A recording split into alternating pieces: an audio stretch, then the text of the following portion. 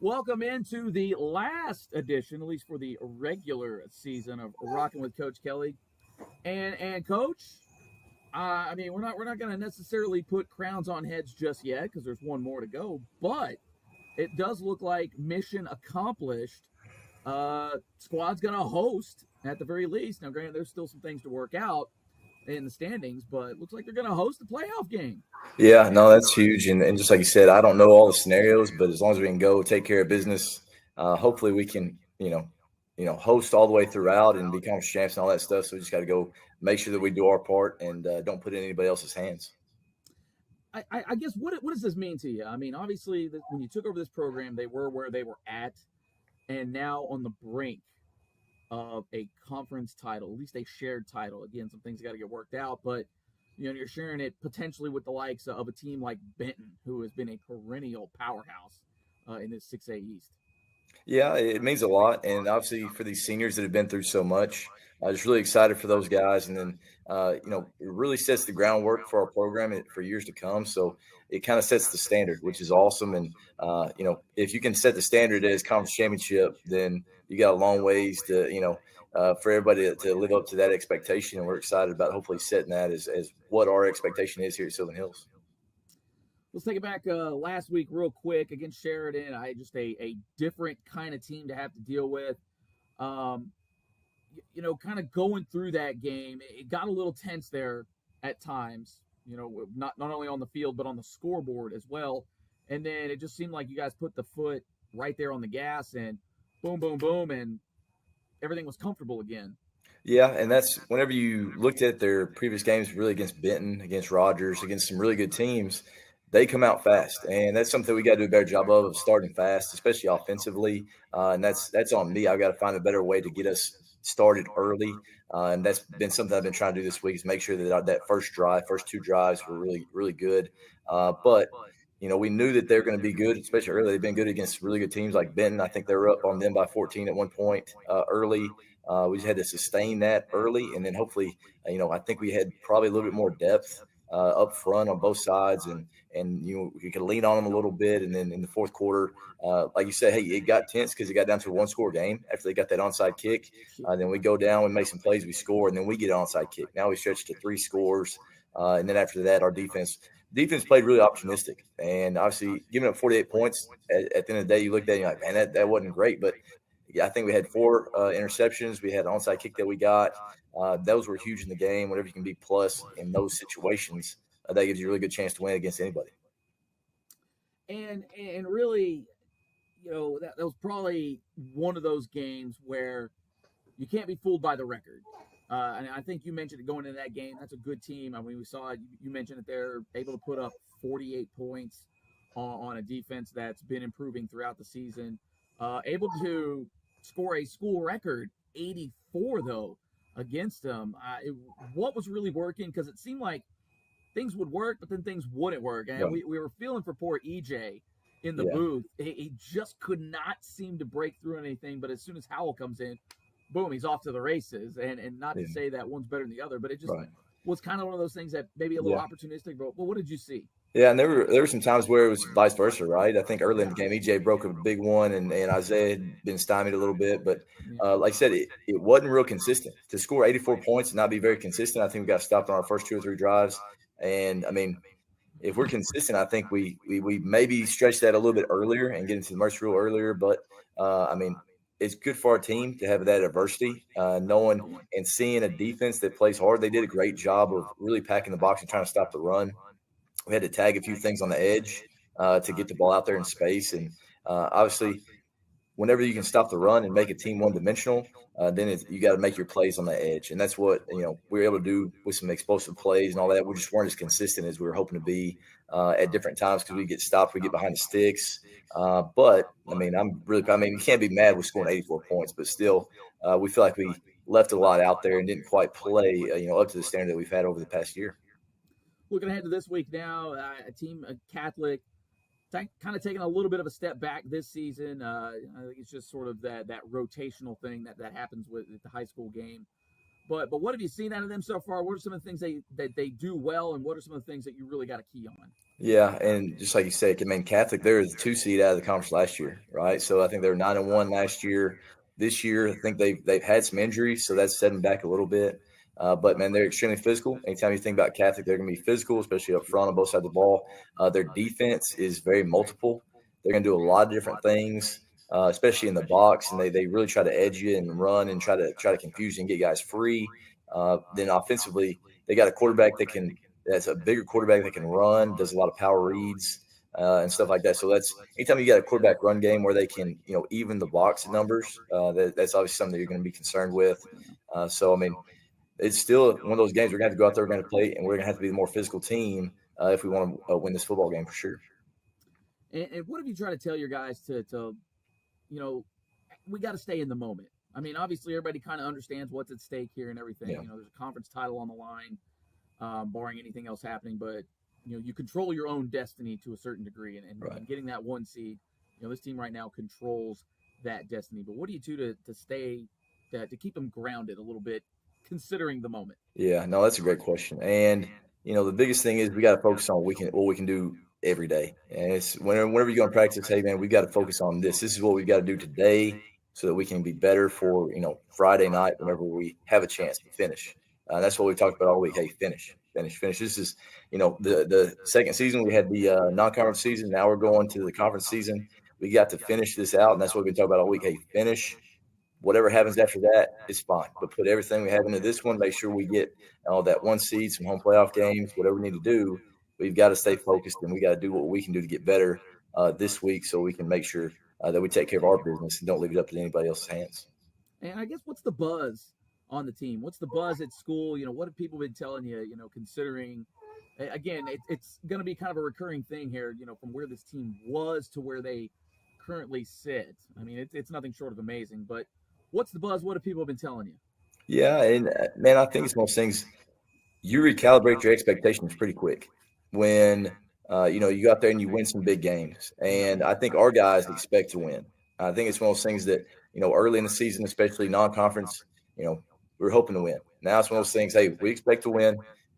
We've got to make sure we keep them, like you say, we got to keep them grounded, focused on the things that we did so that we were winning. Now we got to make sure that hey. We expect to win, and we go out there and we treat it that way. We're the more physical team, more excited team to be there, and obviously play with a purpose because we obviously got a purpose this week. So we got to go out there with intent, and we just got to make sure that we're playing more physical and be a better football team. You've been in the bigger conferences or the classifications here in Arkansas. How big a deal is potentially getting that bye, especially at this time of year or in the playoffs? Or is it one of those things where it's like, I mean, it's fine, but I'd rather be playing just to kind of keep the rhythm going. Yeah. Do you have a preference? Yeah, there have been years where you would want to keep playing, and maybe the matchup was good. There were a couple of years at Conway where, we really liked the matchup, and we found the 3. But the thing also, whenever you're a 3, that throws you into the one side with your guys. So when I was at Conway, we sat there with Bryant. We see them in the semis. Now, whenever you get a 2 and you get that bye, that's obviously big. But I will say, we were 0 for 3 going into the semifinals at Conway, and when we went up to Northwest Arkansas. So I'm not saying that the officials were an issue, but Northwest Arkansas late in the year in November is a tough place to play. The year that we won it at Searcy, we were the 1, and we had Greenwood come to our place, and we were able to get a big win there. And I mean, playing after Thanksgiving, the day after Thanksgiving at home is huge. So it's one of those things throughout the year. I've been in the semifinals, I don't know, man, 8 of the last 9 years, something like that. And the one game that we won is because we were at home the day after Thanksgiving. And I think that's a huge deal. A 1 seed is really big whenever you get to 6A, 7A. And, what's the mentality getting into play? Obviously, you got to get in there. I mean, we can prognosticate a little bit, at least on our end. But, what can we anticipate with any changes? I mean, obviously, it's going to depend on buy or no buy. But what's the difference? I mean, or is the pressure ratcheted up a little bit for you guys? I mean, obviously now it's every night's senior night. You kind of mentioned that last week, but yeah, what kind of changes do you anticipate? Once we get to the postseason. Yeah, and that's something that a lot of coaches and being there with Coach James, Coach Pimple, and then of course when we're at Searcy, not going to change much. Now, of course, we are going to talk with them. Hey, we're climbing without a rope. We're going free solo right here. I mean, it's one of those things. Hey, if you fall, you make that mistake, you're going to fall down, and you're not gonna move on. So we got to make sure that our details are right. We can't go out there. We're not going to reinvent who we are offensively or defensively, but we got to make sure that our fundamentals are the number one thing. Fundamentals got to be great. So we got to make sure if we do get a bye week, fundamentals got to be a big priority, and we got to make sure we're getting healthy and getting fresh. Then if you can have great fundamentals, put in a few wrinkles, maybe self-scout a little bit, that can be big as well. And then, of course, just kind of letting the guys get a little bit of a breather and a little bit of a break. Because it's one of those, hey, we've been going, week in, week out for 12, 13 weeks now. So it's one of those things, if you can get a little bit of breather, a little bit of mental, relaxation, and a little bit of anxiety off of them, that's big, especially going into hopefully another 3 or 4 weeks. And really, with that bye, do you guys treat it kind of like that early season bye? Same concepts, we'll have a lighter week, maybe do a little more weight conditioning type stuff, or kind of what's the plan if you guys can lock that's a good question. So number one thing is, like Billy Elmore told me this a long time ago when I was talking to him at a conference meeting. He said, don't let the bye week beat you. And by what he means there is, hey, don't get somebody hurt on the bye week. There's no reason to get somebody hurt on the bye week. Yeah. You've got to stay in shape. You've got to stay in hitting shape, because, of course, like you think about, hey, that first week of the game of the season, you go out there, you're going to be the most sore you are all year because you're not really in hitting shape. You're not in game shape. Those are one of those things we're going to have to do a little bit of hitting, but we got to make sure we do it in a controlled environment so we aren't getting anybody injured. But we've also got to make sure we continue to keep our conditioning and run quite a bit, make sure that we're ready to go in a couple weeks and start fast. That's the big thing. And, in the playoffs, you got to start fast. And if you get behind the sticks or you turn the ball over, you aren't playing with great fundamentals, that's when you get beat. And it's a little ironic that this last game here actually going to be a War Memorial. Hey, that's where you want to finish. Is there any kind of, connection, or is this kind of like, okay, hey, we're here. You see what it's like. Right. You can experience this environment. You can experience it again, heck, in just a month, theoretically. Right. That's a cool deal, man. Getting to play at War Memorial, obviously, we want to take care of business. We want to make it a good experience. But, hey, this is where we want to end up. All right, this is the last game. If we don't, we're not going to have to. If we win this game, we're not going to have to travel again, other than to come back to this spot right here and try to win a state championship. So we got to make sure that we do our part, take care of our, what we can take care of business, be the more physical team, be more excited, and enjoy the environment, because it's a cool place to play. I've played there, I think, 3 times, and every time it's a memorable experience, and we want to make sure that we take that and don't take that for granted. And last thing here, Coach, what's it like now being, you come into the season, you figure underdog, and now it's like, oh, now you've got the targets on your back, and you got to figure a team like Catholic maybe fighting for that last spot, a little bit of a long shot still to get in. A lot of stuff has to break their way, but you got to be thinking like, hey, we're just out here to spoil somebody else's party. What's it like now being on the other side of that coin? Yeah, and that's I think Coach Hamilton was talking about that earlier this week to our guys. It's almost the exact inverse of last year, right? So it was a tight game last year. I think it was 21-7, and a lot of them think, hey, they had a really good chance to win it, even though they really didn't have a whole lot to play for at that point. Catholic's trying to get into the playoffs as a 2 seed and get a home playoff games and all that. So it's basically their Super Bowl. They have a lot of seniors. It's going to be senior night, and they're looking to find a way to get a win on their last game, especially the last home game.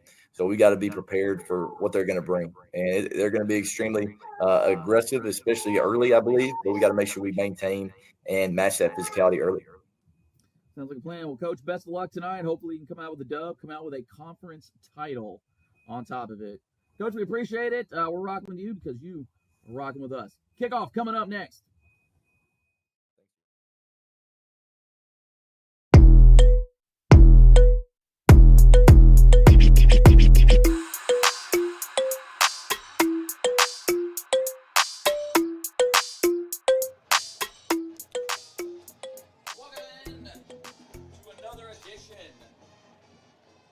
Sylvan Hills Bears football.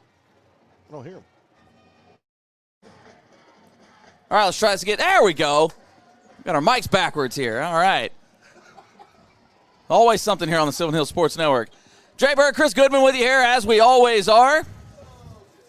we switched seats, but we forgot to switch mics. That's what it was. So that's all that was right there, So we're figuring it out here. I'm going to have to remember that. Cup of tea.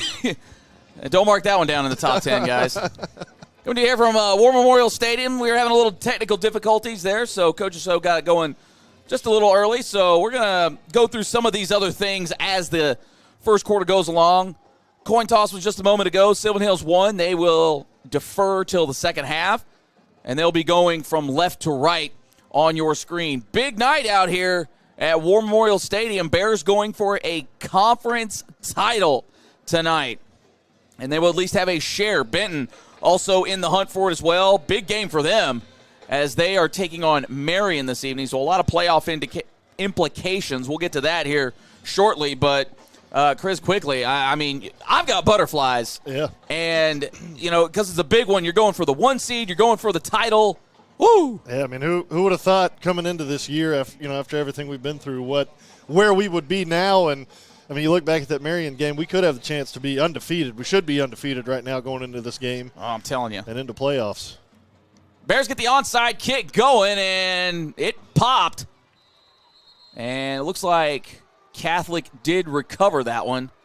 And I believe that was Pearson Snyder on the recovery.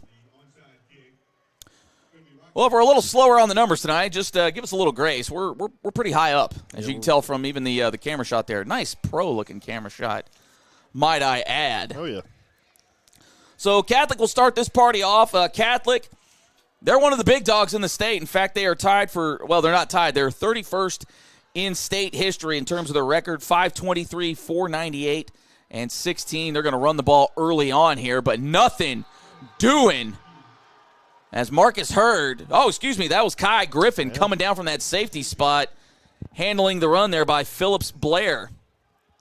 Anytime you get your safeties coming down early in the game and making a stop on the run game, it's a very good sign. Sure is.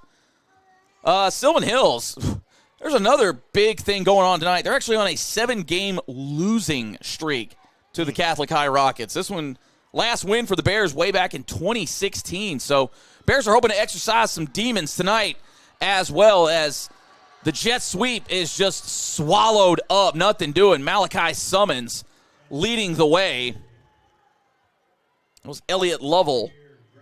Not much doing there so far. I want to welcome to the chat tonight. We certainly appreciate everybody jumping in there. I just want to know where you at and who's ready for the smoke popping tonight. Hopefully the Bears can run it up and we can get out of here early tonight. Yeah, that's what you got a Bears team that's playing with a lot of confidence, and then you got a Catholic team that's playing not up to what we've seen Catholic play in a while, so it could be good for the Bears. Yeah, and there is a lot of pride on the line for the Rockets. I mean, obviously they want to come in and play the role of spoiler, and that pass was defended by Nigel Casey. So a quick 3-and-out for this defense. That was one thing I did ask Coach Kelly pregame, if you guys were able to tune in to listen to that part of that conversation, was, obviously on paper, and the game's not played on paper, but Sylvan Hills probably has the edge. But, this is a very proud Catholic High team. And again, one of the blue bloods of the state, I'd call them. 31st all-time in terms of wins. They're not going to necessarily go quietly into the night, despite just not having a year that they're accustomed to. Well, and two, it's senior night, so a lot of their guys, this could be their last football game ever. So they're going to play with everything they got. Well, for 41 seniors tonight, I do believe it will be their last game as it takes a Catholic bounce. My goodness. Oh, the heck of a roll. About a 20-yard roll as they are going to pin the Bears at about the 3-yard line. Jeez Louise. Well, nothing went right for them on offense, but that 4th down punt, jeez. So maybe in between the 2 and the 3-yard line, so Bears got their work cut out for them early on. Yeah, we'll see Tyler Hampton, go Army, I'm going to only say it once. Tyler Hampton come out. And Chat, what's the over-under on that? We don't believe it at all. A 97-yard touchdown drive here coming up for the Bears. We'll speak it into existence. Absolutely. Because we know ball. Peoria, Illinois. Got another Illinois. Bradenton, Florida. Welcome in. Bears going empty backfield early on. 4 receivers out to Tyler Hampton's right. But I'd maybe look out for Isaiah Howell possibly on one of those jet sweeps. And he goes in motion. And he'll get just a little bit of breathing room for the Bears, about a 2-yard gain. So, again, I think that play would just had a little purpose of, hey, if we break it, great. If not, get a couple and just get us out of the end zone. Yeah, get us out of the end zone. You nailed it. Oh, Howell cuts back. Oh, he had a little bit of space for just a moment, but he is tripped up. And I believe that was Aiden Geyser on the carry. 3rd and 1 now for the Bears. Bears going tempo, twins to either side. Howell just right up the middle, cuts it back to the outside. He's got a little room to run, and that's a First Arkansas Bank and Trust. First down. Yeah, Bears quickly executing the first little bit of plays. Just been a basic almost zone run play for Isaiah Howell. They've already moved 20 yards down the field. Things you like to see. Things you like to see right there. Not a lot of yardage, but the patience that Howell showed.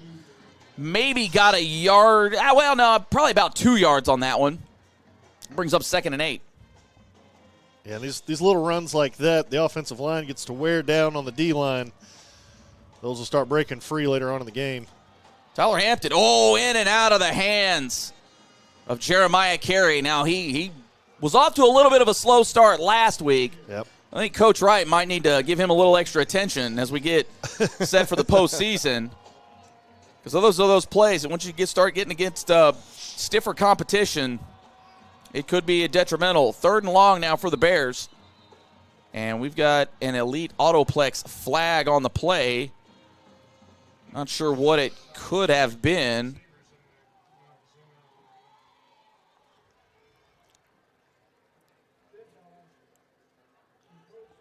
Oh, we've got an encroachment penalty, so Bears get a free 5, a little more manageable, as it is now 3rd and 3.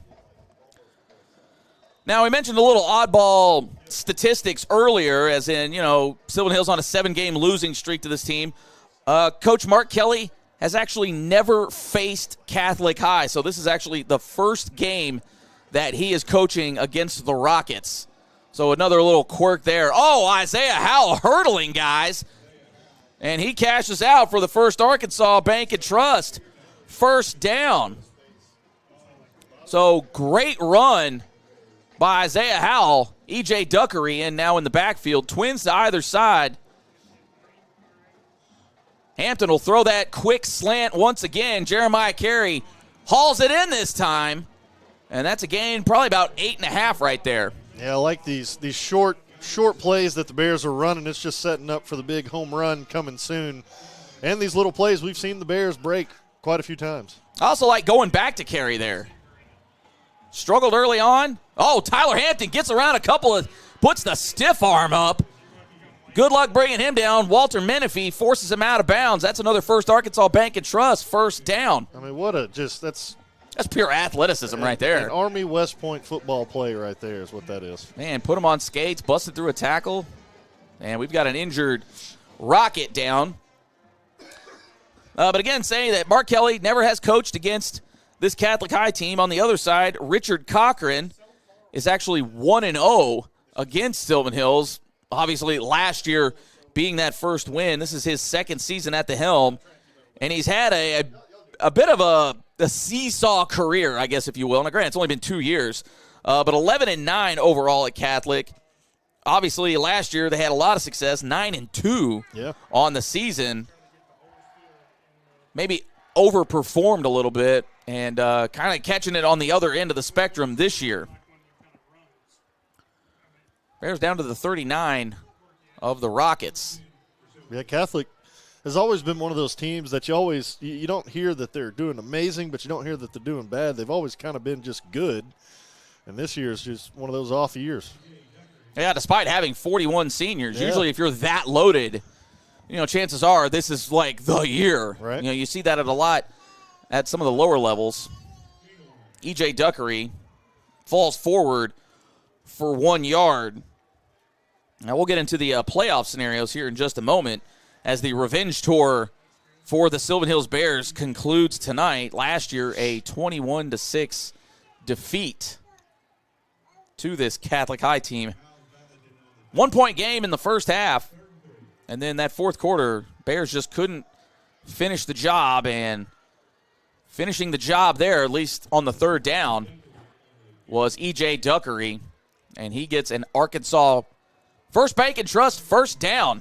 Hey, EJ kind of like a bulldozer there, just took on a couple of rockets and pushed them forward. Swing pass out to Howell. Maybe got away with a little bit of holding there. No flags on the play, however, and Isaiah Howell about 9 yards on the play. It was close. I'll say that. Yeah. I thought the arms maybe got a little extended, but no flags. Under center, Ryan Parham out there, and he's got room. Can he get to the corner? Oh, he does! Ryan Parham, touchdown Bears! Pop that smoke! 97-yard drive, methodical down the field. Oh, man. Yeah, I mean, not much you could say one way or the other. There's the smoke. No, that was a very good drive there out of the Bears, and then, of course, that last play there, Ryan Parham just had two great blocks downfield by his fellow receivers, and then it was just the speed to the corner that got him into the end zone. And that is down through and chew. Chew? Chew. Chew. Sounds like I'm chewing. We're all over the place tonight. Bears take the early 7-0 lead. 7:04 left in the first quarter.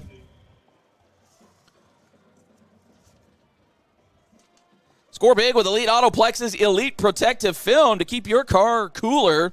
Paint protection film to protect against rock chips and scratches. And ceramic coating, which is a hydrophobic coating for your car to make your paint look brand new again. Give them a call, 501-933-4444, or you can touch down just like the Bears at 8890 Landers Road in North Little Rock. Take a look at the playoff picture here as we get you set here for the Ankles Carpet One kickoff.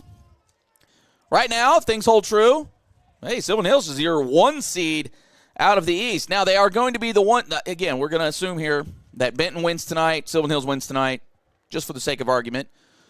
But if that happens in both those scenarios, Sylvan, they will share the conference title, but because the Bears have the win head-to-head, they will be the 1 seed. What a bounce on the deep onside kick, whatever you want to call that. It's not really much of a squib kick, but boy, that thing just came to a rest at the 25-yard line. And I got a little worried it was going to go out of bounds, but it just stopped right there. A little backspin on that thing. So Sylvan Hills would be the 1 seed out of the East. And as of today, Van Buren would host Jonesboro. We'll have fun with that drive. Shiloh Christian would be the West 2 seed. And El Dorado and Lake Hamilton, that's a good old-fashioned rivalry right there. Lake Hamilton would be on the road in El Dorado. We'll get the second half of the bracket here in just a moment. Catholic just didn't look like they really knew what they wanted to do on that one. I'm not sure what the read was. Yeah. It looked like a little bit of an RPO, but maybe held on to it just a little too long. I know as a running back, it's like, okay, give me the ball already. Well, that's kind of one of those that you really don't want to happen when the quarterback's sitting there. He doesn't have anybody to read. Usually make the wrong read. Yeah. Bears D-line, though, is playing very, very good here to start the game. Well, so Greenwood would be the 1 seed out of the West. Marion hosting Fort Smith Southside. Again, have fun with that drive. Benton the 2, and then Mountain Home would host Sheridan. Once again, another heck of a drive. Oh, almost picked off by Zayden Woodard. Oh, ho, ho. You like the effort, and right now this Sylvan Hills defense swarming, not giving up much of anything to this Rockets offense. And that's kind of been the Bears all season, flying around, and sometimes it's, when you're playing a team that everybody's athletic, not to say that Catholic's not, but sometimes you just got the quicker step on somebody, and so far the Bears do tonight. 3rd and long for the Rockets, and they are in the hip pocket, and we've got an Elite Autoplex flag on the play, but that's going to be a sack, at least as of right now, for Malachi Summons. But we'll see what this penalty is. I'm going to assume it's a hold. And they are looking to the Sylvan Hills sideline. But we'll get the official call here in just a moment. And it is a hold on the Rockets. So obviously decline that. Give my man his stats. Yes. And the Rockets will once again send out the punt team. So that's 2 just 3-and-outs, perfect drives at least defensively, for the Bears. Now maybe they can get a little more ball luck here on the punt. Yeah.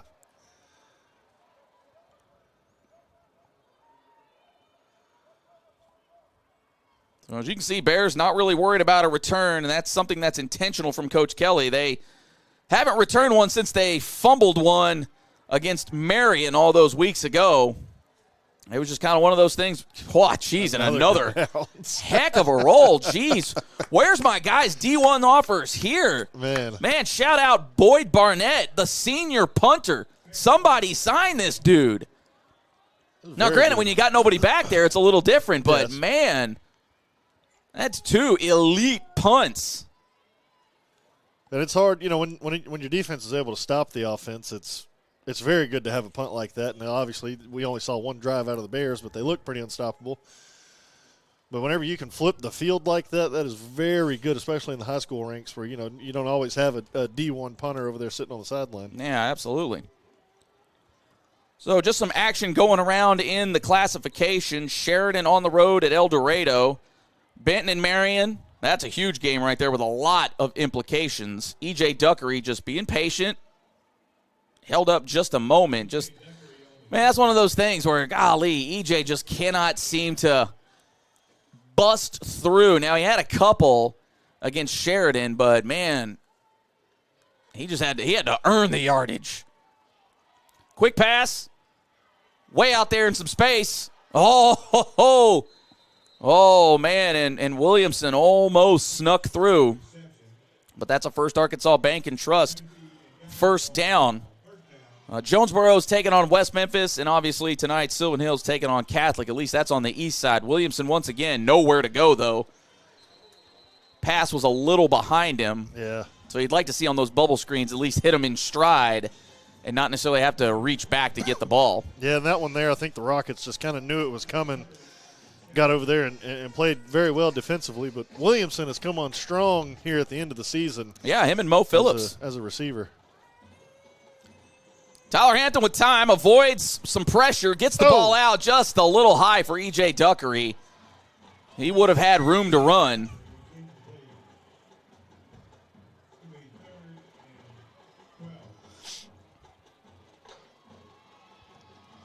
Crowd filling in nicely here at War Memorial Stadium. Bears taking on the Catholic High Rockets.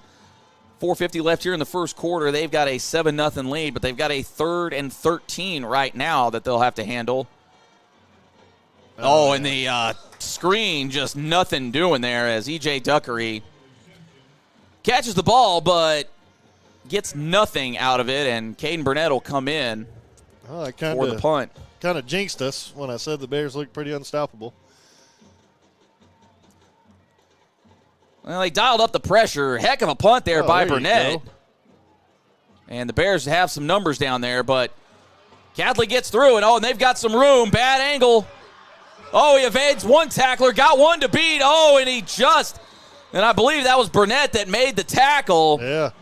As Elliott Lovell with a doozy of a return. That'll ignite an offense possibly. Well, and we had guys there to make the tackle. We just got to make the tackle.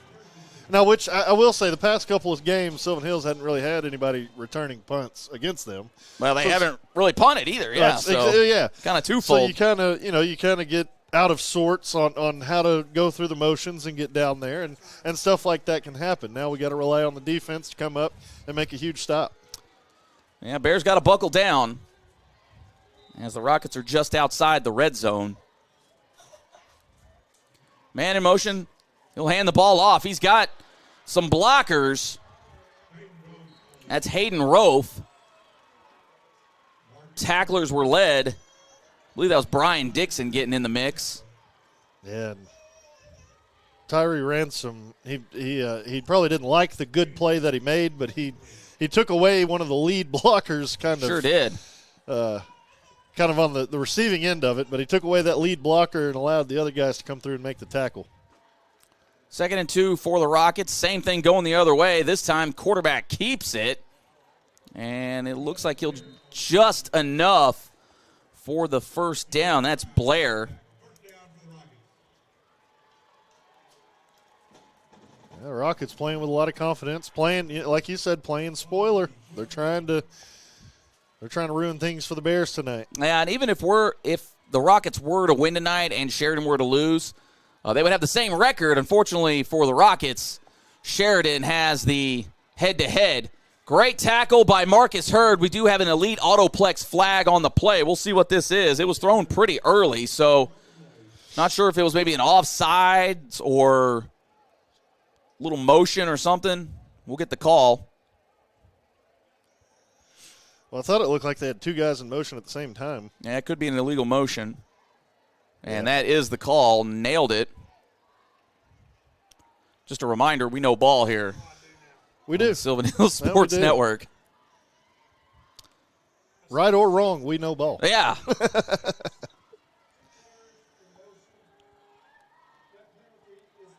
So the Bears will actually decline that penalty as the Rockets lost a yard on that one. So they'll take a yard off and the down. Yeah. So 2nd and 11.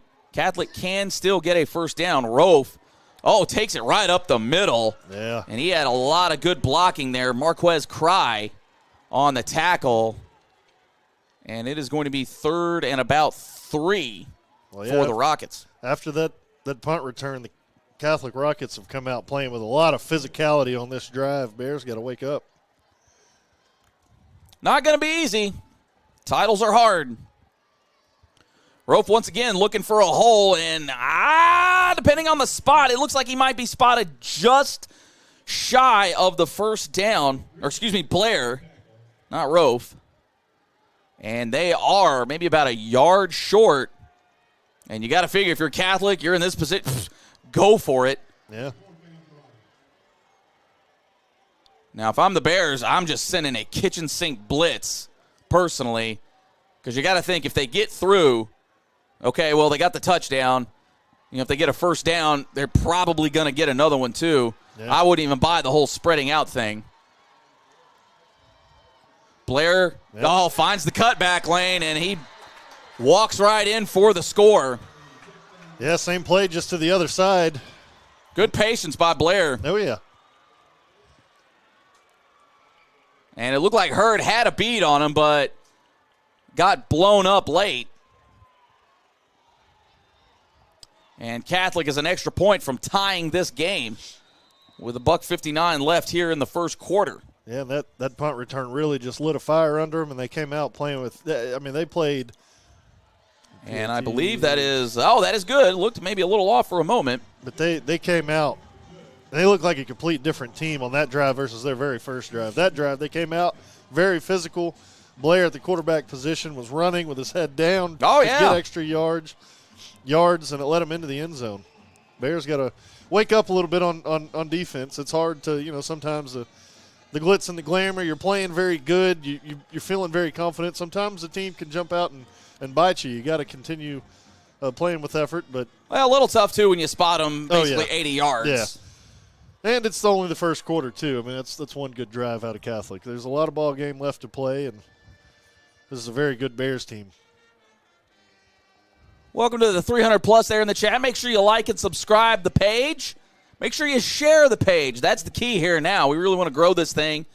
We're actually kind of down in the dumps here when it comes to our brethren over there at Maumelle and Robinson. So let's get these Sherwood numbers up, gang. Make sure you share that link out there, too. Make sure you get some of the old alumni out there. Anybody out in Sherwood, if you ain't on it, what are you doing with your life? And this ball is going to go out of bounds at about the 5. So the Bears will take over at, I believe, the 35 is where it'll get spotted.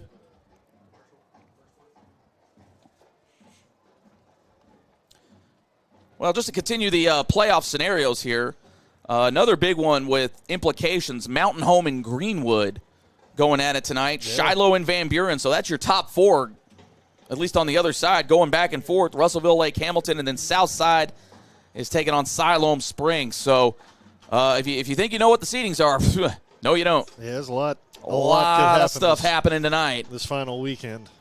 Oh, you love it that way, too. Almost a full moon out tonight. It's still looking a little red here, so weird stuff can happen. Yeah. And it could happen out here at War Memorial Stadium as well. Bears need to respond to the Rockets here. And not sure what the conversation here is. Moon was looking really red a minute ago. I was going to almost lean over and tell Pat, see if we get a shot of it. Hey, let's get a shot there. I like the clouds. I'll get that good composition. We'll get it coming out of the first quarter break. There you go. Yeah, have one of those cool transitions they do on ESPN. Oh, yeah, there you go. Well, I'm not sure what the discussion was about, but it appears we have clarified whatever it was. Twins to either side of Hampton. Isaiah Howell to his left. Late shift by the Rockets. And that's going to give Howell just a little bit of room as he is still going. Thought he may have stepped out of bounds, but he did not. Big time gain. And he cashes out the first Arkansas Bank and Trust first down. So, what was that, about a 25-yard gain right out the gate? Yeah, this is very good, patient, hard running out of the Bears. He ain't got 1,000 yards for no reason. Quick hitter. I believe that was Jeremiah Carey on the reception. So he seems to have the hands going now. He's listening to the broadcast. He's got it going in the helmet.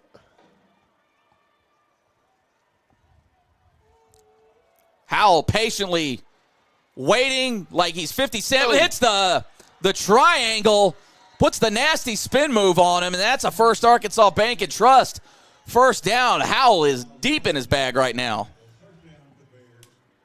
It's amazing to watch the progression of him throughout the season, just getting better and better and better out on the field.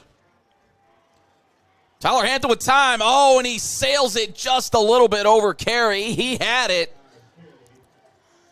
Catholic did bring a little pressure, though.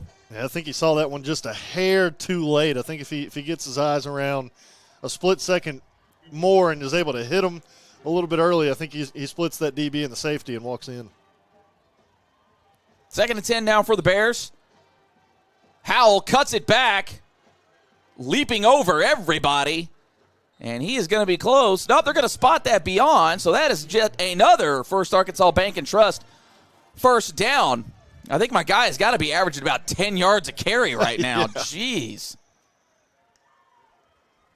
Hey, if it's not broke, don't fix it. Look at the cutback.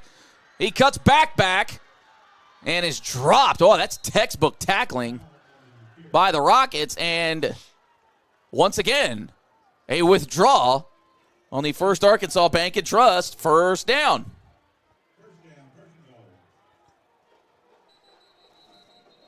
And we've got whistles and an Elite Autoplex flag on the play.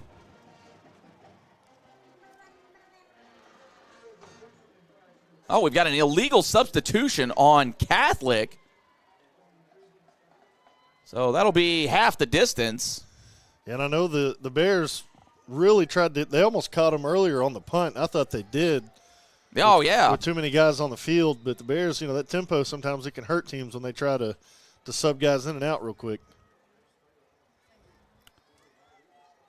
2 yards to pay dirt. And Duckery up and over. He is in. Touchdown, Bears. Pop that smoke. Oh, man. Oh, we've got an Elite Autoplex flag on the play, so hold the pop in. Well, we popped it anyways. So we'll see if it was before or after the score. Mark Kelly asking for a little clarification. He doesn't seem pleased, so this might be a penalty that happened before the score. Oh, so they will give the Bears the touchdown.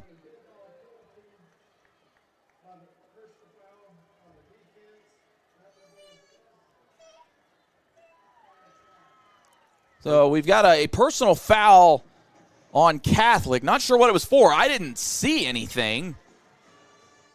But it may have been just a late hit, maybe just a little overzealous put. I missed it. Yeah, I didn't see it. So they'll enforce that on the try. Bears look like they're going to line up, go for two. I mean, heck, if they're going to spot you a couple of yards, why not? Especially if you've been running the ball successfully as they have been.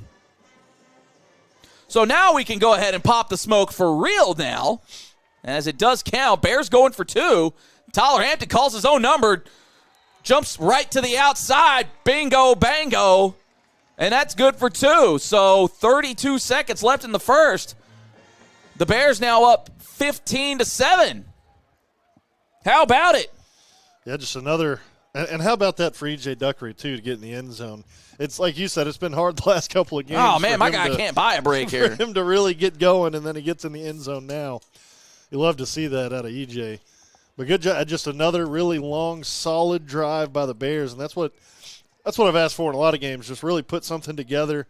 But usually, they score in 2, 3, 4, 5 plays. But really, which I'm fine with too. Absolutely.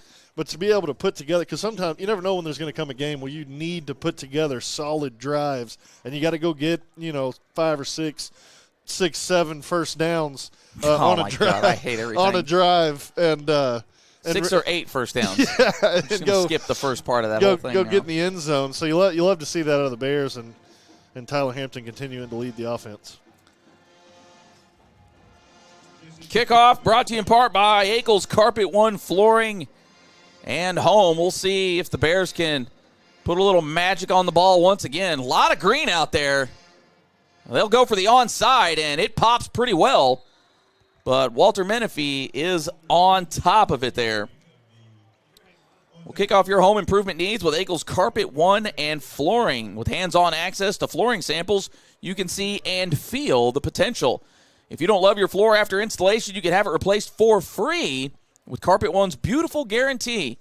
Akel's has stores in Little Rock, North Little Rock, and Sherwood, or you can visit akelscarpet1.com today. Well, Sylvan Hill's defense, though, has been laying some wood so far. We'll see if they can maintain that. Low snap handled by Blair, and he also taps that triangle button. And he takes a pretty healthy shot. I believe that was from Kai Griffin, or maybe that was Tyree Ransom. Gain of about 4 on the play.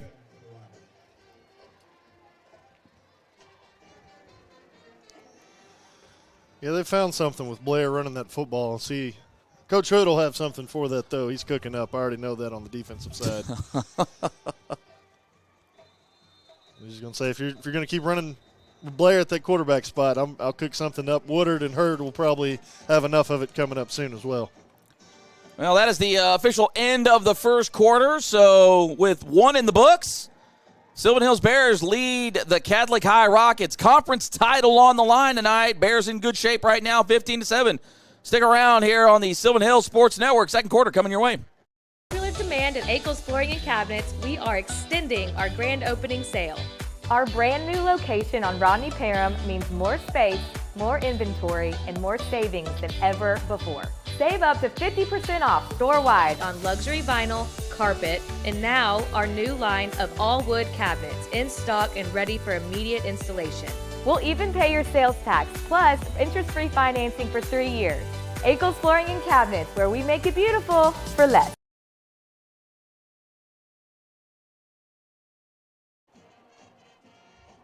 Oh, the moon is out tonight. Not quite full. It's the waning gibbous, I think. Or maybe some meteorological nerd can correct me on that.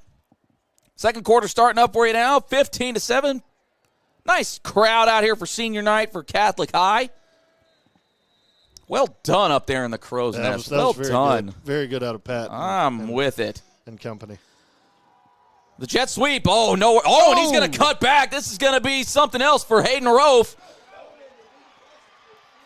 And just nowhere to go. Kai Griffin going to ride him out. Oh, that's going to be a flag. Yeah.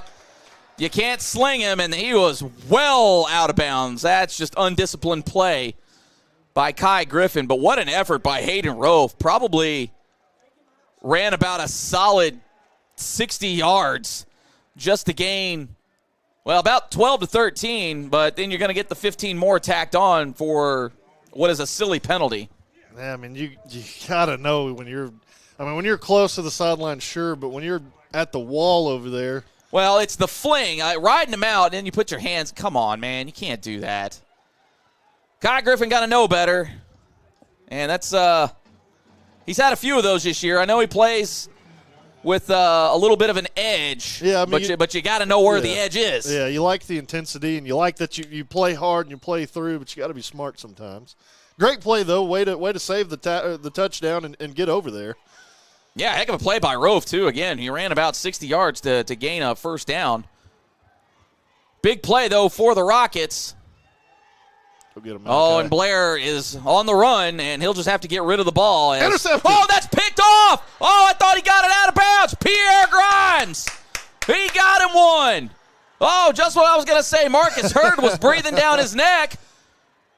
Pierre Grimes comes in with the hot breath. Ah. There you go. So we got. Man, that is a heck of an error by Blair. Oh, man, you got to put a little mustard on that thing. He just kind of short-armed it, and just a dangerous throw, and those are the things that'll happen. Oh, man, just an unfortunate miscue by the junior quarterback. Bears in business, though, so the unsportsmanlike or the late hit doesn't affect them. Yeah, it's a good job on the rest of the defense saying, hey, Kai, we got you, buddy. We'll make up for it. Duckery trying to get to the outside, but he can't as he's brought down in the backfield. I want to say that's Miles Valentin. Bears going with a little tempo. Lost about 4 on that one. We got a flag down. Not sure if it's going to be a free play or not. Well, as it stands, it's incomplete.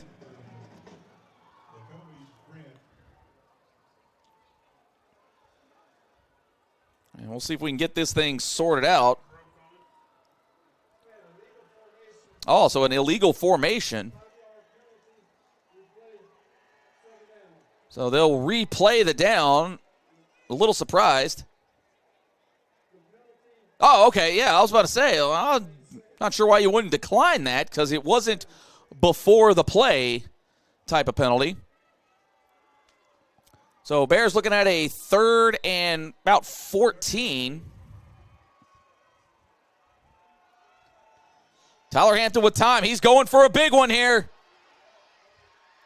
Oh, look, Kobe Brent almost came up with it.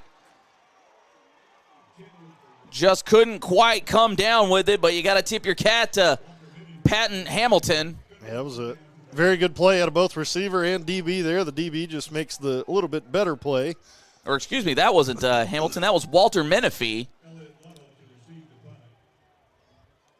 So the interception, all for naught.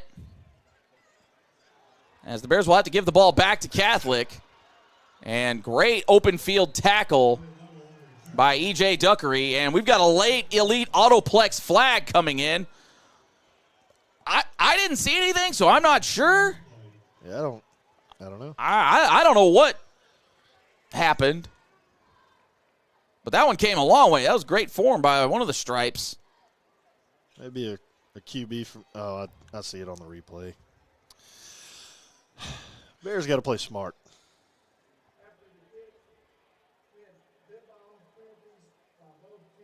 Oh, they're going to throw. Oh, so they're going to offset it. It could have easily been just on the Bears watching the replay, but got to be smart. That may be the refs telling both teams, hey, we're not going to have any of the funny business tonight. Let's have a good, clean football game here at War Memorial. We'll all go home happy. Well, half of us will go home happy anyways. That's true, yes. Catholic looking to play spoiler tonight.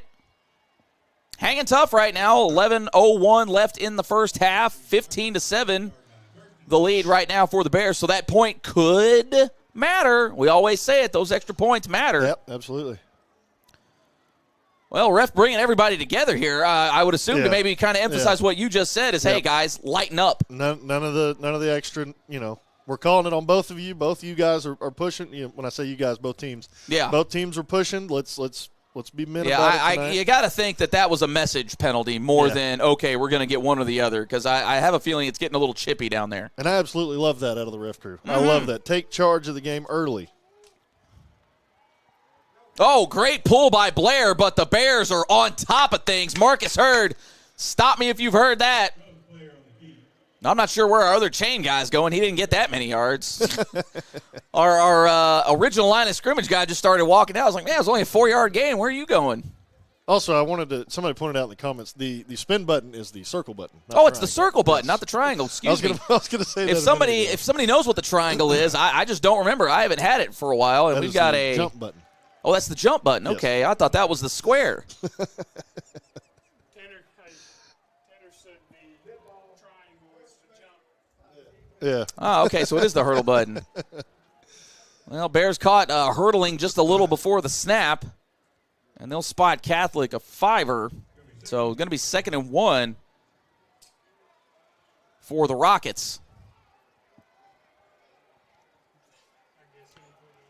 So Bears a little in their heads right now. Oh, great. Oh, geez, and they run into each other. Goodness mercy. And just enough for a first down. And Cam Johnson, and can't tell who else that was. If that was Kai Griffin. No, that was Zayden Woodard collided there, going for the tackle. Woodard a little, I don't say he was a little woozy, but a little slow getting up. Of course, if you take a hit from a guy like Cam Johnson, even if your own team or not, you're going to feel it. Fresh set of downs for the Rockets. And Blair calls his own number. Gets maybe about 5 yards on the carry. So like you said earlier, Chris, I think they've found something with Blair, and then you mix it up with something else, and it seems to be working right now for the Rockets. They just keep going to that right side, kind of a QB power. Over there, they're picking on my guy. I don't know if he was there last time, but Ducey James is at defensive end on that side. Ducey, you got to take that personally. They're picking on you. Take it personally and make a stop. Now, I'm not saying they're picking on you in a bad way. They just keep running the play to that side. Well, it could be their strong set of OL, too. Yeah, exactly. But here's where you say, I'm a strong D lineman, and you make a stop. Ooh, almost mishandled the snap, and that's going nowhere. Well, geez, and he falls forward. So Bears had him for just a moment. That was Hunter Markham coming across on the carry. Ducey James led the way for the Bears, 3rd and 1. All right, and here the D-line got to come through strong.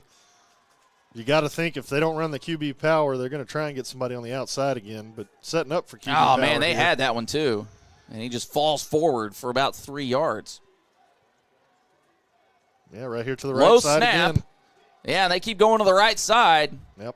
Not a whole lot of yards, but just enough for another first down.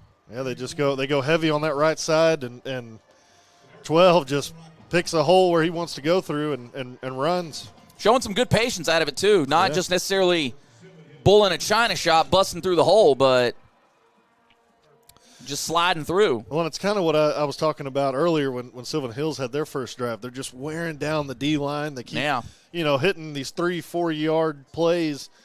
You get 4+ yards every single play. It's a first down, going to happen eventually. And right now the Rockets are just taking advantage of it. And you got to think, too, maybe a little game of keep away. Blair on the carry. It was a bit of an unorthodox RPO, it looked like, as he was running with him there for a couple of steps, it looked like. Gain of 1 on the play. But you got to think that had to be part of Catholic's strategy tonight, is just to have some long, drawn-out drives, because if we're on offense, that means the Bears aren't on offense. Yeah, exactly. And so far, they're executing perfectly tonight. They're playing very good. Yeah, outside the first couple of drives, they seem to have found a little bit of rhythm, or found something, as you've mentioned, on that right side. 2nd and 9 for the Rockets. Twins out to the right. Blair's going to drop back. He's going for the home run ball. It's hanging, though. Oh, and he drops it right into the breadbasket, and he hangs on. Oh, my, what a pass and catch.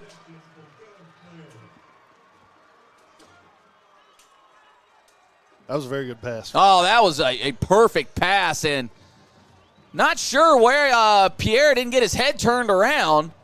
Just kind of watched him catch it. I think he was maybe going for the, I want to see you catch it and then try to hit it out of your hands. Yeah. But great play by the Rockets. Well, I almost think the Bears, they may not have expected them to try and throw. Well, they put it out there now. They went jumbo set. Now they don't. We've got an Elite Autoplex flag on the play. And I'm not really going to be sure what for, because you can switch your formation up. And that's encroachment on the Bears now. Yeah, I think when everybody moved, they jumped. Yeah, that's one of those ones where you can't herky-jerk it enough to draw off the defense, but you are allowed to reposition. Right. I couldn't get a good look down the line, so not sure what happened there, but I'd imagine that Catholic is going for 2 to try to match the Bears. One here. I mean, if I'm Catholic, unless I'm running some weird kind of trick play, it's just going to be. Well, they've got a jumbo set in there. Lots of guys in the backfield. Oh, the blitz was almost timed up perfectly. Yeah. But they bulldozed their way in. And that was Luke Burdine on the carry. So 7:21 left in the first half. Ooh, it's a little warm under the collar. Bears and Rockets knotted at 15. Yeah, and so if you thought the Bears were going to sleepwalk through this one, well. Yeah. And this is, I mean, it's kind of one of those trap games almost. It's definitely a trap game. You faced all the very good teams on your schedule. You're looking at the playoffs where you should be the number 1 seed. You got this game in the middle you just got to get through. Sometimes as a player, you just, okay, we got this game. We just got to get through it. And you can't have that mentality. Not saying that the Bears do, but you just can't have that mentality and come through and play a little off edge, because that's where one of these teams like Catholic can come out and bite you and derail the whole plan. Yeah, just derail everything, and you don't want to go into the playoffs with a loss. Yeah, because it could potentially knock the Bears down to having to – now they'll still host, but maybe got to play that extra week. And I know right now the Bears could probably use a week off. Yeah. Well, as it stands, still plenty of game left. Good kick. Great kick. That's square up in the end zone, and the Bears will get it at the 20. So really the Bears need to quit shooting themselves in the foot on offense. Seems to be the only thing that's really derailed the couple of drives that they haven't had go their way. Yeah, just play, clean, smart football, and the Bears will be all right. We should win the matchup. But when you start, letting these other factors, penalties and everything else come into play, drop passes and stuff like that, you start letting those Rockets, the more confidence they get, the more that momentum starts swifting. Yeah, Bears haven't really been able to get the passing game going yet. Haven't really had a need to. And as soon as I say that, bam, right on cue. And Ryan Parham. And he runs. I think he was right beyond the sticks, but maybe when he tried to run back, I think he was maybe just short. So, yeah, second and a short one. Oh, got it. Oh, and he's going to get the edge. Barely. Oh, my. I love the effort by Isaiah Howell. I believe that's Howell. That is Isaiah Howell, and he'll cash that out. A First Arkansas Bank and Trust first down.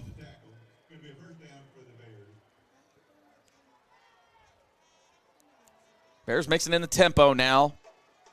Oh, and they've kind of got a sort of screw. Oh, that's a great open field tackle by Menifee. Howell would have had all kinds of room if he gets around him.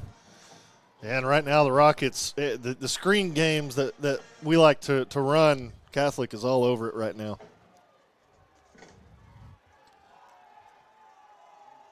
Oh, great. Great catch, great route. Ryan Parham might be right at the sticks. We'll see what it is, and I believe they're going to give it to him, a First Arkansas Bank and Trust first down. Now, I don't know how they're giving him so much room. The past 2 receptions he's had, there's been nobody within 5 yards of him. Cut back for Howell, almost got caught in the backfield, but he'll fall forward for 2, maybe 3. Yeah, and I don't know if Catholic just timed up the snap count just perfectly, but they were the ones that initiated the contact there on the run play. And yeah, that was great. And Ryan Parham once again. And you got to think just go down, because now that might cost you a few yards as he gets pushed out of bounds. So what looked like maybe a 2-yard gain ends up being about a 4-yard loss. And you like the effort from Ryan Parham, but it's one of those things, you got to be a little smarter about it, because now you're behind the sticks. 3rd and long when it could have been maybe a little more 3rd and manageable. Low snap handled by Hampton. And he's got room to run, and he's going to take it. Tyler Hampton. Oh. And there's a elite autoplex flag on the play. Not sure what it may have been. It's holding on carry. Oh, man, I don't know. That seems a little soft right there, considering it wouldn't have made an impact on the play. Great awareness by Tyler Hampton. Oh, well, I take it back. Yeah, no, it was right there. Okay. He was heading out of bounds, but he still had a few yards. So, yeah, you can't fault him for that. So it'll be from the spot. So 3rd down. Well, I'm not sure where they're going to end up getting it at. So it's almost like they spotted him a few yards on this. So we'll replay the down, but still about a gain of 5. So about 3rd and 7 for the Bears. Not quite offsides. Bears look to the sideline. Still plenty of time on the play clock. And here come the Rockets, and here goes the Bears. Oh, Lacoby Brett! Oh, he goes up and gets it! Oh, tap the forehead. He too little. Pop that smoke! Oh, what a play by Lacoby Brent. And I like the shot play there. I like coming out with you get the penalty. You're 51 yards away from the end zone. You just let Tyler Hampton launch it to Lacoby Brent, who has shown off the hops quite a few times. Oh, and has the obvious size advantage, too. I'm not sure when they're not picking on that more. Oh, what a play. Bears lined up for the extra point. High snap. Ooh, Cadlick. Looks like they about got through, but it is down, through, and true. And with 5:36 left in the first half, your score now 22-15 in favor of the guys out on the hill. There's been quite a few times this year where Sylvan Hills has had a penalty on offense, and the very next play they score. It's like I mean, if I'm a coach, I'm looking at that and like, hey, guys, maybe check out the deep ball there. Yeah, I mean, it's amazing how many times it's happened this season. But good on the Bears there. Lacoby Brent gets them one in the game. They tried to go to him earlier in the game, an excellent play out of the DB, and Lacoby says, I got you this time. I'm gonna have to ask Coach Kelly, hey, can we start keeping track of the Mosses? Oh, yeah. Because the past few weeks, boy, these receivers has been up and tapping dudes on the helmet. That one he had against Jonesboro. My goodness. And then toe tapped it on top of that. Gee whiz. Heck of a play. Quit playing with my boy Lacoby. That's what we say in the chat. That's what we say up here in the booth. The pooch kick. Oh, Bears got a shot. Oh. Well, they shaped the ball funny for that reason right there. Catholic thought, I think that was Menifee on the play, thought it was just going to bounce right to him. Hits him in the helmet. Perfect bounce at the time. The old oopsie doodle almost goes in the Bears' favor. Marcus Hurd was down there. Zeke Carruthers also in the neighborhood. Now let's go out here and get a stop defense. 5:33 left in the first half. Bears grinding one out right now here against Catholic High. Oh, Blair keeps it, but nobody's buying it. Man, Malachi Summons and I think Tyree Ransom may be in on that too. No, that's Woodard, excuse me. I want to thank everybody here in the chat. Keep the chat lively. Bears get ready for the postseason. Let me know if you're going to be out there for that first game, whenever it might be. But it's going to be out there at Bill Blackwood Field. Make sure you like, subscribe. Make sure you share the page. Share the links. Because sharing is caring. 2nd and 10. Blair has time to pass. Well, he had time. And that's going to be credited to Cam Johnson. Not sure if he actually got a tackle there or a hand on him, but he was in the neighborhood, so give him the full sack. There we go. And he just came out of nowhere. Yeah, good job there out of Cam, that defensive tackle spot. last couple of drives, I've been wanting the D-line to take charge and start, being the more physical unit on the field. And there we go, two back-to-back plays to get some excellent stops. Well, they love the oopsie doodle in the chat, so we might keep that one going. Third and, a solid country mile. Blair, he's got a little bit of a pocket, but he's on the run now. Oh, that ball is tipped. Oh, Cam Johnson, welcome to the show. That's what they tell you. If you can't get to the quarterback, get your hands up. Like you had a rap concert. Wave him side to side even if you need to. Pat almost sneezed over there, I think. I don't know what happened over there. We have fun here, man. We're the fun broadcast, I tell you. We just have a great time. And that's what it's all about right there. Bears having a great time on defense that drive. The old 3 and out. And the punt team is out there. Just a good old-fashioned defense for the Bears, though. Oh, my man gets into one here. He's got the good spin. Oh, didn't really work in his favor that time. There we go. So that ball falls there, just comes to a rest at about the 43-yard line. And the Bears will look to take a 2-score lead with 3:57 left in the first. Very good job there by Coach Hood and his defense to come back and play with a little more physicality than what they've maybe shown the last couple of drives. Playing like they know how to. They forced the 3 and out, get the ball back for the offense with, I think, the best field position they've had all night. Yeah, just about, other than the interception, maybe. I was going to say outside but the gee interception. whiz. Finally get the punt to roll in their favor. Oh, Jeremiah Carey. Jeremiah Carey. He got room. Oh, pushed out of bounds. Big time run for him. Cha-ching. That's a First Arkansas Bank and Trust first down. So just like that, the field has been flipped. Bears in business. Excellent job there by Christian Jackson, and I can't get the other number, the 2-0 lineman that pulled around and got downfield. Oh, there we go again. The big boys are pulling. Well, I'm not sure why he didn't just cut right back up the field, and we've got a good old-fashioned pancake over there on the far sideline. Hey, Christian Jackson. Oh, who needs IHOP? I believe the other offensive lineman pulling around there and getting some good blocks is Larry Lee Turner. Larry Lee. The big tackle. Welcome to the show. Getting out there and laying the hammer down on some guys. As a former offensive lineman, I love to see that. Absolutely. Where's that Mrs. Butterworth at? Oh, that's a great handoff. E.J. Duckery finally getting loose. Boy, he got pushed back like 10 yards. There we Still go. on his feet.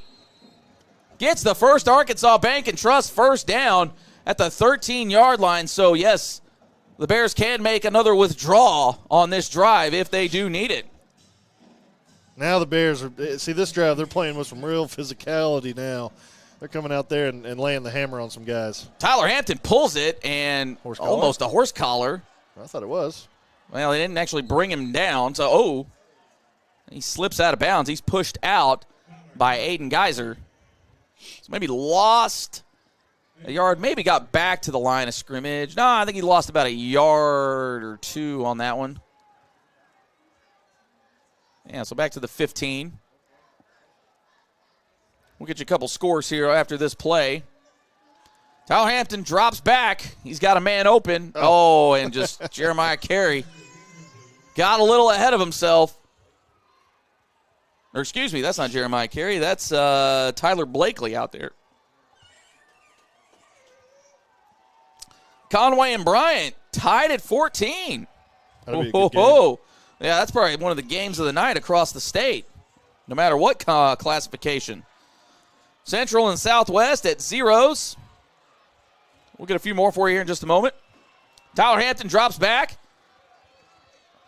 And he is on the run and just throws it up. That's a dangerous pass. Oh. Ball is tipped. Well, Bears were cooking, and then just a couple of plays short-circuited this thing, so now it's 4th and 12. And you got to imagine that the Bears are going to go for it. Now, they can get a first down. Don't have to get the whole shebang right now.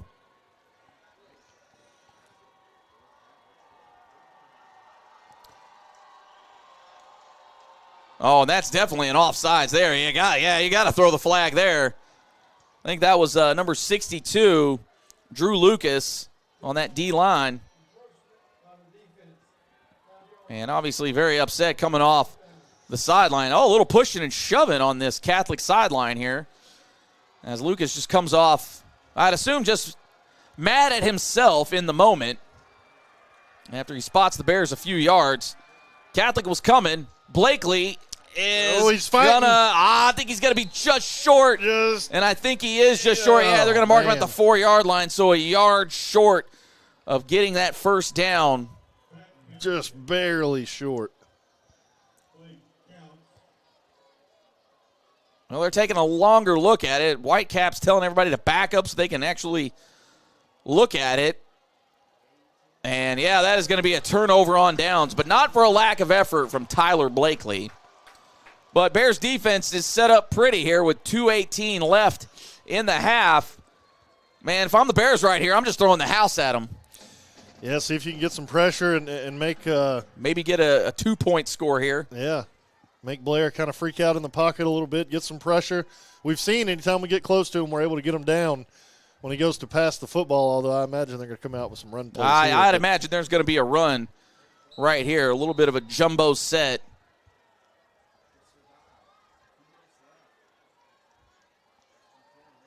Oh, Bears are snuffing that out pretty good. Pierre Grimes leads the way, maybe a 2-yard gain on the play. And we've got a timeout, Sylvan Hills. Yeah, and I think that's Coach he's wanting to get the ball back before the end of the half. Oh, absolutely. Yeah, you got to think that Catholic might be a little conservative this far down. Maybe a quick pass. I'm not sure if they'll go for a pass just with the possibility of an interception or, heaven forbid, if they don't get it. But some other scores to pass along. Cabot up 17-7 over North Little Rock. Little Rock Christian 28-12 over Pulaski Academy. The Battle of Bentonville's at 13-7. You knew that was going to be a doozy. Springdale up 10-0 over Fort Smith Northside. Rogers up 21-7 over their crosstown rival, Rogers Heritage. El Dorado up 28-8 over Sheridan. We have a tie game right now. Benton and Marion, 14 all there. All right. And then Jonesboro up 21-6 over West Memphis. We'll get to the 6A West here in just a minute. 2nd and 8 for the Rockets at their own 6. And Blair calls his own number, runs into the back of his own man, maybe slowed him down just a step, but Marcus Hurd right there to bring him down. So maybe about another 2-yard gain. And the Bears will take yet another timeout. So big play right here, actually. Yeah, get the ball back with quite a bit of time. And, barring their punter comes out and has another absolute drive, get pretty good field position. Yeah, Greenwood up 21-0 over Mountain Home. Lake Hamilton has taken Russellville to the woodshed, 41-14. Southside and Siloam Springs locked in at 14, and then Shiloh Christian up 34-7 over Van Buren. What is the score down there for the 5A South? Hot Springs and Lakeside. Did you say that? Oh, let's see here. Where are they at here? If I can see if I can find them here. Where are they? I believe that's another big conference. That's a big one right there. Not to mention a bit of a rival game, too. Right now, Lakeside leading 14-6 over the Trojans. So definitely some fun ones to watch across the state tonight. Yeah, two great programs. Valonia up 13-7 over Greenbrier. Now, you want to talk about a nasty rivalry. That one's underrated, if you ask me. Two cities that really do not like each other. They can't stand each other. I mean, that akins to maybe some of those 2A schools out there in the, Desert, Carlisle, those towns can't stand each other, and I'm here for it. Heber and Clinton, that's another big rivalry. Man. Yeah. Nasty stuff. The old 4A7. Yeah. Golly. Arkadelphia. Oh, yeah. Nashville, man, and great ball down there, too. Oh, yeah. A lot of great games. Absolutely. And it looks like Catholic tried to draw them off, but to no avail. They'll burn a timeout of their own. A little odd that they would try to, I guess you're trying to spot yourself a few extra yards, but clock wasn't running there, so we're still sitting at 2:04 until halftime. Yeah, and there you try and get yards without running the clock. Bears did a very good job not jumping. Absolutely. Good heads up. Yeah, man, you want to see some good old-fashioned rivalries where the whole town for both schools come out. That 4A, 3A, 4A, that's where it's at. Absolutely. Hey, and speaking of some of the smaller schools, we want to give a big shout-out. I know we did a couple weeks ago, but to our friends over there at Dirks. Yeah, they won that T-Mobile contest, got $1 million to renovate their facilities. So, hey, congrats. Yeah, absolutely. Arkansas, stand up. When seeing some of the schools that they were going up against, it's like, come on, Dirks is, no offense to what they had, they're the easy choice to get them a new I'm telling you, I think it was a school out in Oregon was maybe their closest competition. Yeah. I forget what the other ones and maybe. They look like almost kind of Maumelle-ish. Like they had some pretty nice facilities over there, pretty nice field. I can't wait to see what they can do with $1 million. I know Sylvan Hills could use $1 million for sure. Oh, they're coming for it. Oh, big time sack. Marcus Hurd. Whoa. Big time players make big time plays. I heard that. Big loss on the play. Couldn't have come at a more opportune time. Got a surprise the Bears hadn't burned a timeout right here either. Well, they may be saving it for offense just in case they need it. Yeah, because they'll get the ball back with maybe about $1.15. Now, depends on how deep this punt goes. Heck, if I'm the Bears, I'd go for it right here. If you ever want to block one yeah, now would be a great time to do it. Go for it. But it looks like they're set up in sort of their base defense. Oh. There we go. A terrible roll. Oh, jeez. That's a great roll, man. And it looks like it'll come to rest at the 43. 1:09 left until halftime, so plenty of time for this Bears defense, especially the way they run. And they do have a timeout still left in their back pocket. Yeah, I think this is me. Coach Kelly, by far, is a way better coach than me. But here I try and hit some of my bread and butter plays just to get it across the 50, and then I'm letting Tyler launch it. Yeah, maybe work the sidelines a little more than you have. Yeah. Yeah, 109 with the way this offense works is plenty of time. It's almost like giving Aaron Rodgers 1 minute to go win the game. It's just too much time. Yeah. Twins stacked either side. Hampton, a little spinorama, and oh, geez. Okay, that's incomplete. I almost thought he was about to slap the ball almost to the Catholic DB back there. Yeah, it looked like one of those when your hands are real cold and you try and catch a football. That was a little low, and yeah, it was just you kind of panic as a receiver trying to catch that thing if you bobble it. Someone else looks to the sideline. 3 receivers to the right of Tyler Hampton. Isaiah Howell on his right hip.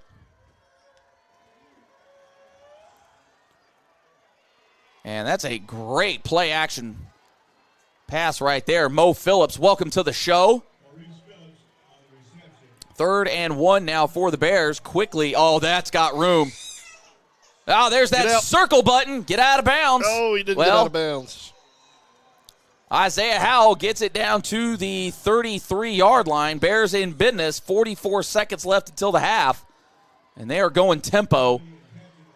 Once again, 3 out to one side. Tyler Hampton, he's going to find a little bit of room. Oh, Paul poked out. Oh, and it's out of bounds. No, what? There is no way. Or was he pointing back to the other spot? Okay. Okay. Woo. Oh. Yeah, okay. Oh, boy. Hey, chat, we about came unglued on that one. No. Okay. Okay, good call. So he was pointing backwards. That's what that was. I thought it was pointed, I got very worried. I was like, you cannot be serious. Okay. All right. Yeah, because you can't fumble the ball forward. Yes. But a gain of 2 or 3. Empty backfield here. Tyler Hampton working the sidelines. Oh, Tyler Blakely. I think he jumped just a little early. I don't even know if he probably didn't even have to, yeah. It's all right. Stops the clock, 32 seconds. We're well within Tyler Hampton's Go Army artillery range here. Ah, see? Knew it couldn't be one. It's like eating Pringles. Empty backfield for Tyler Hampton. He's got a nice pocket and overshoots Blakely again. I don't know if he's getting a little happy feet or what, but he hits him in the chest, and all he's got to do is duck out to the right side to get out of bounds. Yeah, that's probably what Tyler's saying. He's like, come on, man, I'm not Mo Phillips. I'm not Lacoby Brent. I'm not a tall guy, man. Yeah. Hit me in the chest. Jeremiah Carey comes out for Isaiah Howell. It is 4th and 8.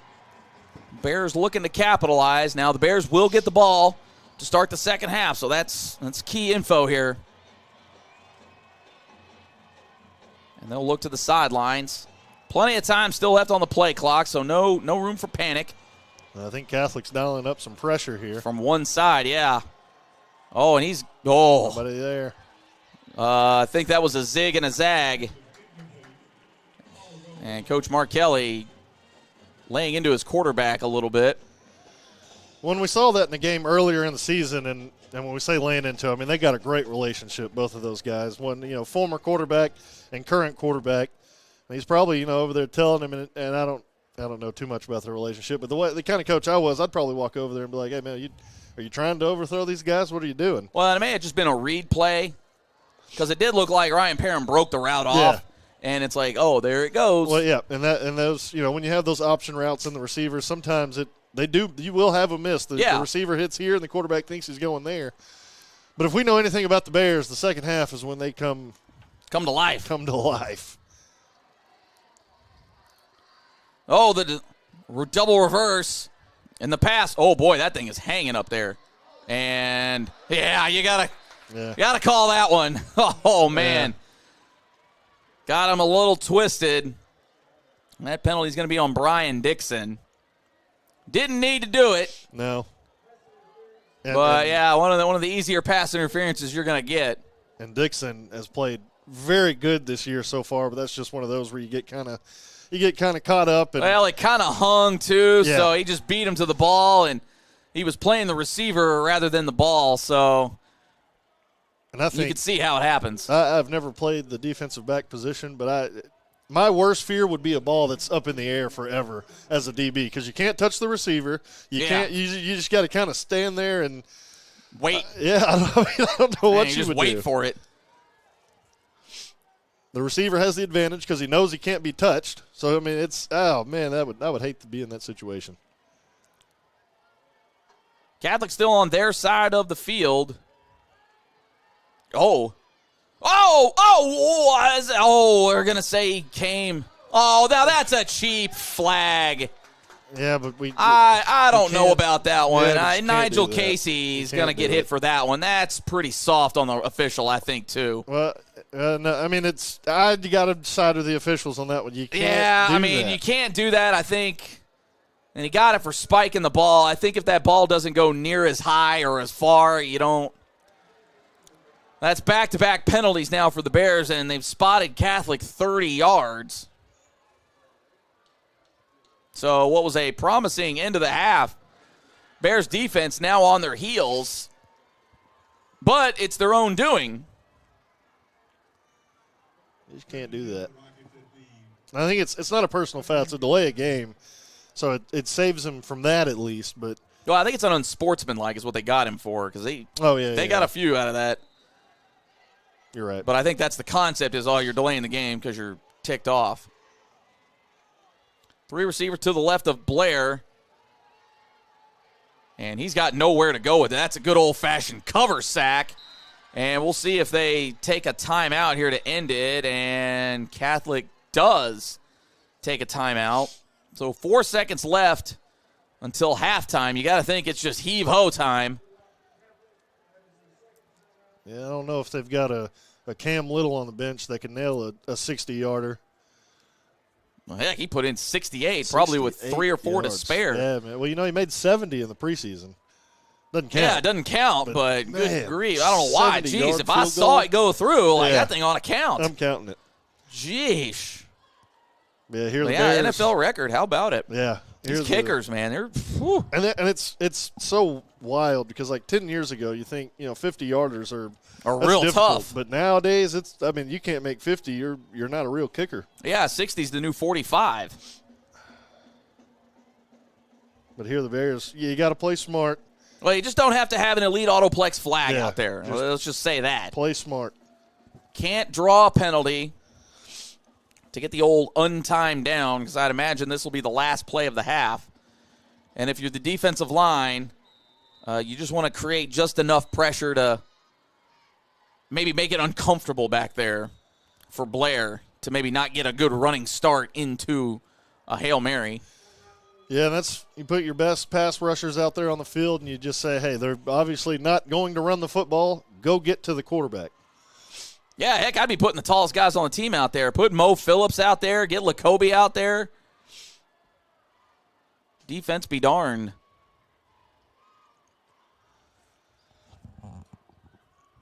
Yeah, the Bears got to play smart. And then there, the miscommunication on the pass play, it's not really something you can be upset about it. And I'm sure if you are a coach, you will be upset about it. But well, yeah, it's fourth down. You had a chance to maybe put a little space on a game that a little tighter than maybe what you would hope for, considering, what the records and everything are. But conference titles are hard to get. They don't come around often, so you got to cash in the opportunity when you can. Bears looking to do that as they're up 22-15. This will be the last play of the first half. And they got everybody back. Looks like they're going to rush 4. Oh, and we got kind of a downfield screen, and, yeah, that's going to go nowhere. So Bears give up a few yards, but those don't matter. Well, Chris, kind of a seesaw first half here. They did some good things. Again, the penalty flags are a little bit of an issue. Yeah, the penalty flags, and then, the Bears' offense hasn't been doing terrible. The Rockets have just done a very good job of keeping the ball away from them. We've scored. I mean, we've punted 2 or 3 times. Yeah. So, I mean, the Bears are, they're playing good. Catholic's playing with a lot of pride right now. These seniors are wanting to go out the right way on senior night. So it's just one of those, like we said earlier, it's one of those trap games. Bears just got to continue to play smart and play, with confidence and play how they know how to play. They usually come out in the second half and play pretty good. We just got to stay on top of it. And I guess quickly here before we send it into halftime, what are some adjustments you want to see from the Bears? Aside from, hey, everybody just chill out. Yeah, everybody just kind of take a breath and relax a little bit, play some good football. I'd like to see Tyler Hampton get the ball down a little bit, start hitting your receivers a little bit better. Granted, he did have the huge 51-yarder earlier, and then the defense. All right, they're starting to make the plays now. They're starting to come on strong. They'll come out and they'll make the changes they need to in the second half. Not really a whole lot I would change. Just play smart.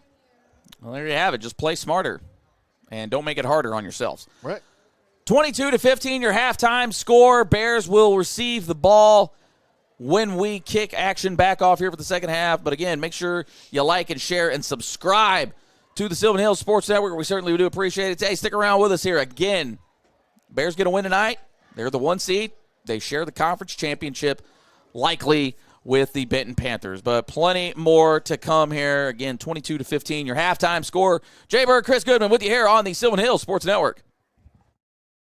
You should choose PCSSD because of the great teachers, the great staff, and the opportunities that your child will have to further their education, their social development, and basically just their lives. My kids are getting a great education. They are getting great opportunities to be involved in sports and extracurricular activities in the community. I believe that for our family, we chose the best possible school when we chose PCSSD. If I were to do it all over again, I wouldn't do anything any differently. By popular demand at Akel's Flooring and Cabinets, we are extending our grand opening sale. Our brand new location on Rodney Parham means more space, more inventory, and more savings than ever before. Save up to 50% off store-wide on luxury vinyl, carpet, and now our new line of all wood cabinets in stock and ready for immediate installation.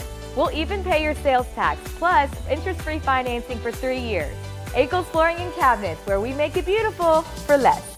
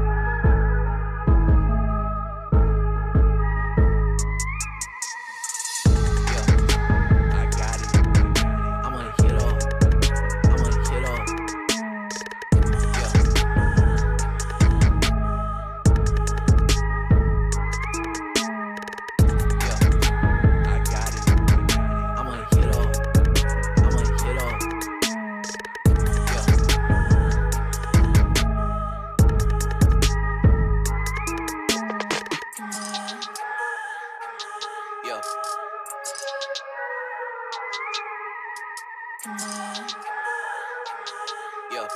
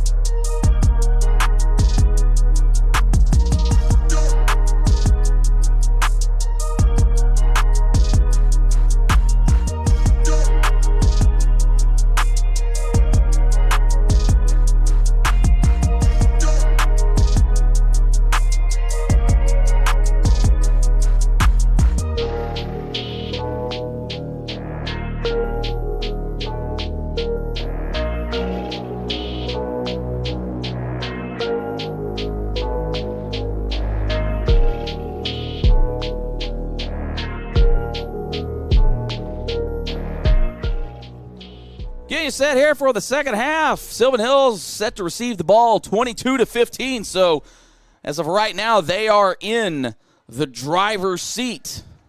We'll see if the Bears can maybe put a little distance on the Rockets here early on. I was talking with the Rockets broadcast team there at halftime, and, even they're a little surprised. But I told them, like, hey, look, all the X factors are in their favor. Playing spoiler, It's senior night, last game of the season, all these kinds of things. But one thing they were, kind of preaching on, because they're like, hey, look, you guys are probably going to get the bye. And he's like, man, if I wish we could go back again and we could get third place in the conference. Yeah. Because that bye tends to trip teams up. And, back in my Fearless Friday days, we actually looked at that a lot. And it always looked to be about a 60-40 split, unless you're Bryant. Yeah. When, then that doesn't matter to them. Or, Bentonville from, the mid-2010s. Machines of teams. Yeah. But pretty much everybody else, you better watch out. Well, and sometimes, when you get in the groove of things, a bye week, and you see it in the NFL, you see it in college, you see it everywhere, that bye week. Because there's such a thing as over-preparing for your next opponent. Right. And especially in Sylvan Hills' case, where it could be Jonesboro or somebody we've already played. You don't want to get out there and overanalyze and over-prepare, and then you don't want to get complacent for a week. And that can happen, not that you just want to, but it just happens. You don't have a game that week. You're looking ahead to next week. You start overthinking, overanalyzing. It can happen. Well, and I think, too, with the experience of this coaching staff, Mark Kelly, he's won a state title. Won it there at Searcy. Yeah. Had to go through some dog fights that year. I remember that game. Played at Conway, or was an assistant coach at Conway before coming to Sylvan Hills. So, they were up there in the battle for that conference and for bye weeks and things like that. So, I'm confident. I'm not just guaranteeing wins out here. I'm not Joe Namath or anything, but I like the situation. Now, it's going to be a little different on the player perspective because, this is going to be all new. Yeah. It's been a minute since the Bears have been to the postseason. So we'll see how it goes. But before we start talking postseason, got to get through tonight. And the Bears will start the second half with the ball. Get you some updates across the state here real quick while we get set for the Eagles Carpet 1 kickoff.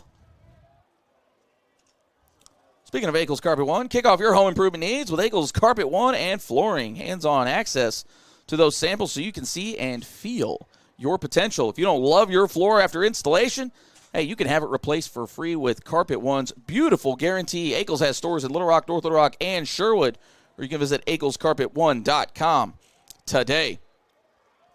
Conway and Bryant still locked in a 14-14 duel, as are Central and Southwest, but it's 0-0 there, 27-10, Cabot over North Little Rock.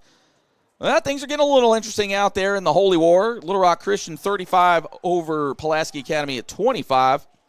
Bentonville 20-10 over Bentonville West.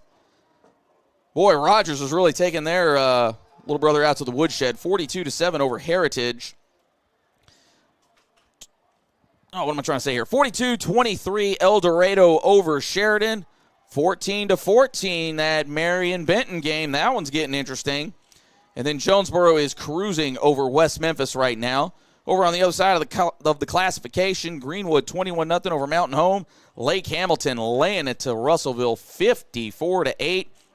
21-14, Fort Smith Southside over Siloam Springs. And then 51-7, Shiloh Christian over Van Buren. And we'll get some other scores for you here in a minute. That Lakeside, 21-13 now over Hot Springs. And then, as some of you might know, we had a game in network last night. Joe T. Robinson, 42-0 over Maumelle. So, tough scene there. So we'll keep an eye on some of those scores as they could potentially affect some of the seedings and everything here. I think everybody is pretty much in the playoffs. Who's going to be in the playoffs? It's just a matter of where you going. And now if Benton loses tonight, we are standalone conference. We would be standalone, right? Barring that we win. That's true, yes. Good kick. And that kick will go out of the end zone. And the Bears will start at their own 20. So a touchdown right here for the Bears would go a heck of a long way in maybe giving the Bears a little comfort. Maybe get the jitters out of them a little bit. You got to understand that they know what they're playing for. Yeah. You know, a conference title. And you can't just come in here in the last week after some of the big wins that they've had and, slip up in week 10. Well, the Bears like to make it interesting sometimes. They sure do. Ryan Perrin went in motion. And Isaiah Howell trying to leap over guys. Not really in a position to jump over anybody, but he tried it anyways. Sawyer Bagby on the tackle. Gain of about 3, maybe 4.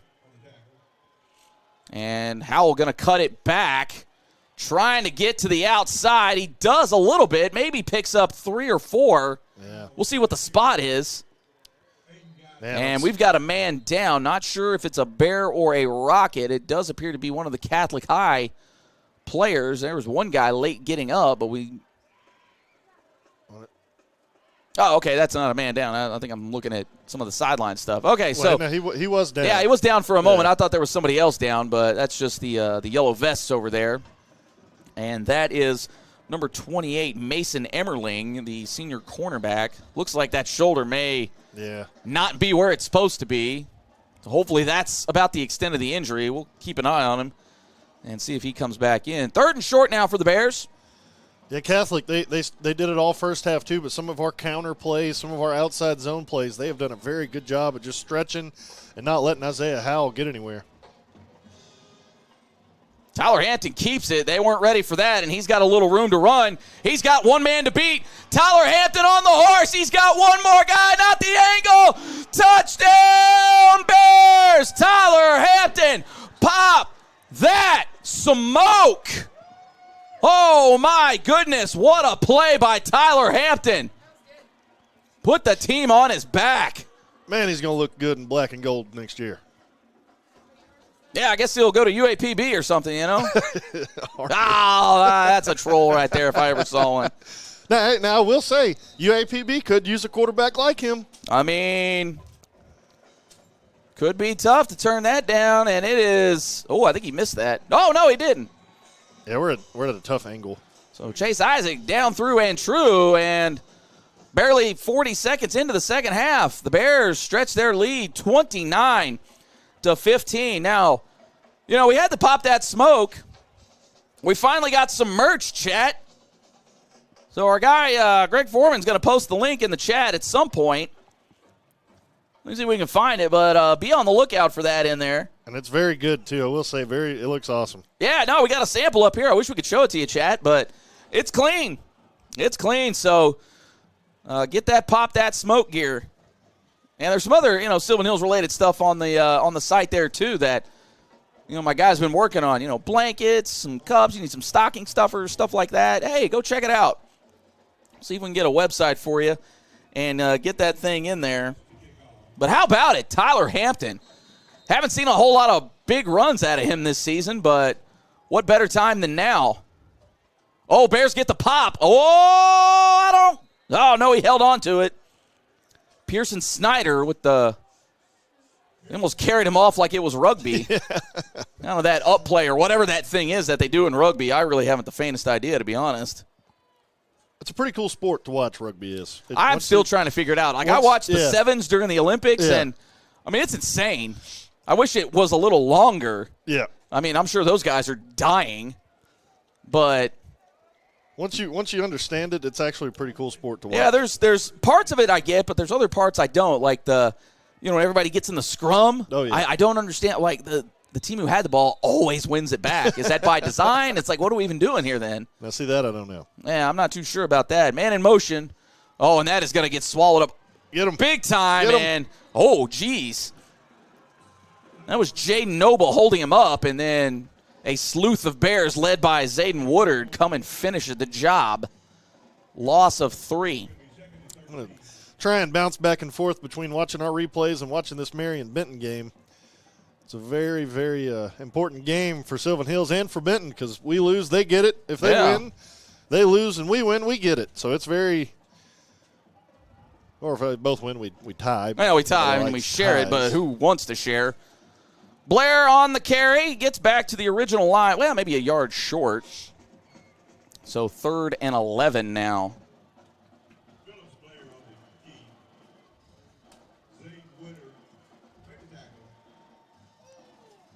You know, and I was thinking that earlier when I saw Tyler Hampton running down the field is eventually some of these plays, you know, Tyler keeps it. They're going to be so zoned in on Isaiah Howell. Tyler Hampton's able to keep it. He can break. He's got the speed. Well, we don't believe you because it happened after the fact. We got to speak that into existence.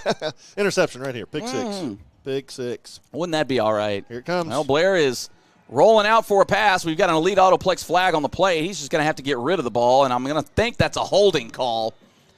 Maybe a little soft on the hold, but I think he got the arms extended, which is really the dead giveaway, as you've mentioned, throughout the season.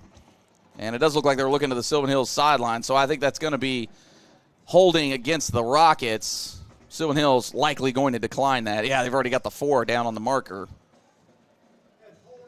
And it is holding.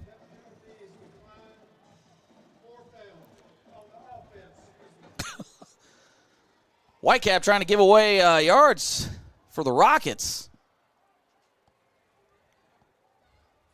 And we'll do the old line change here for the Rockets. 10:01 left in the third. I feel for the White Hat, though. I don't know if he's had to speak a lot because a lot of these guys, they're not used to having to do it. Sometimes, I'd be a little nervous, too, speaking to the whole stadium.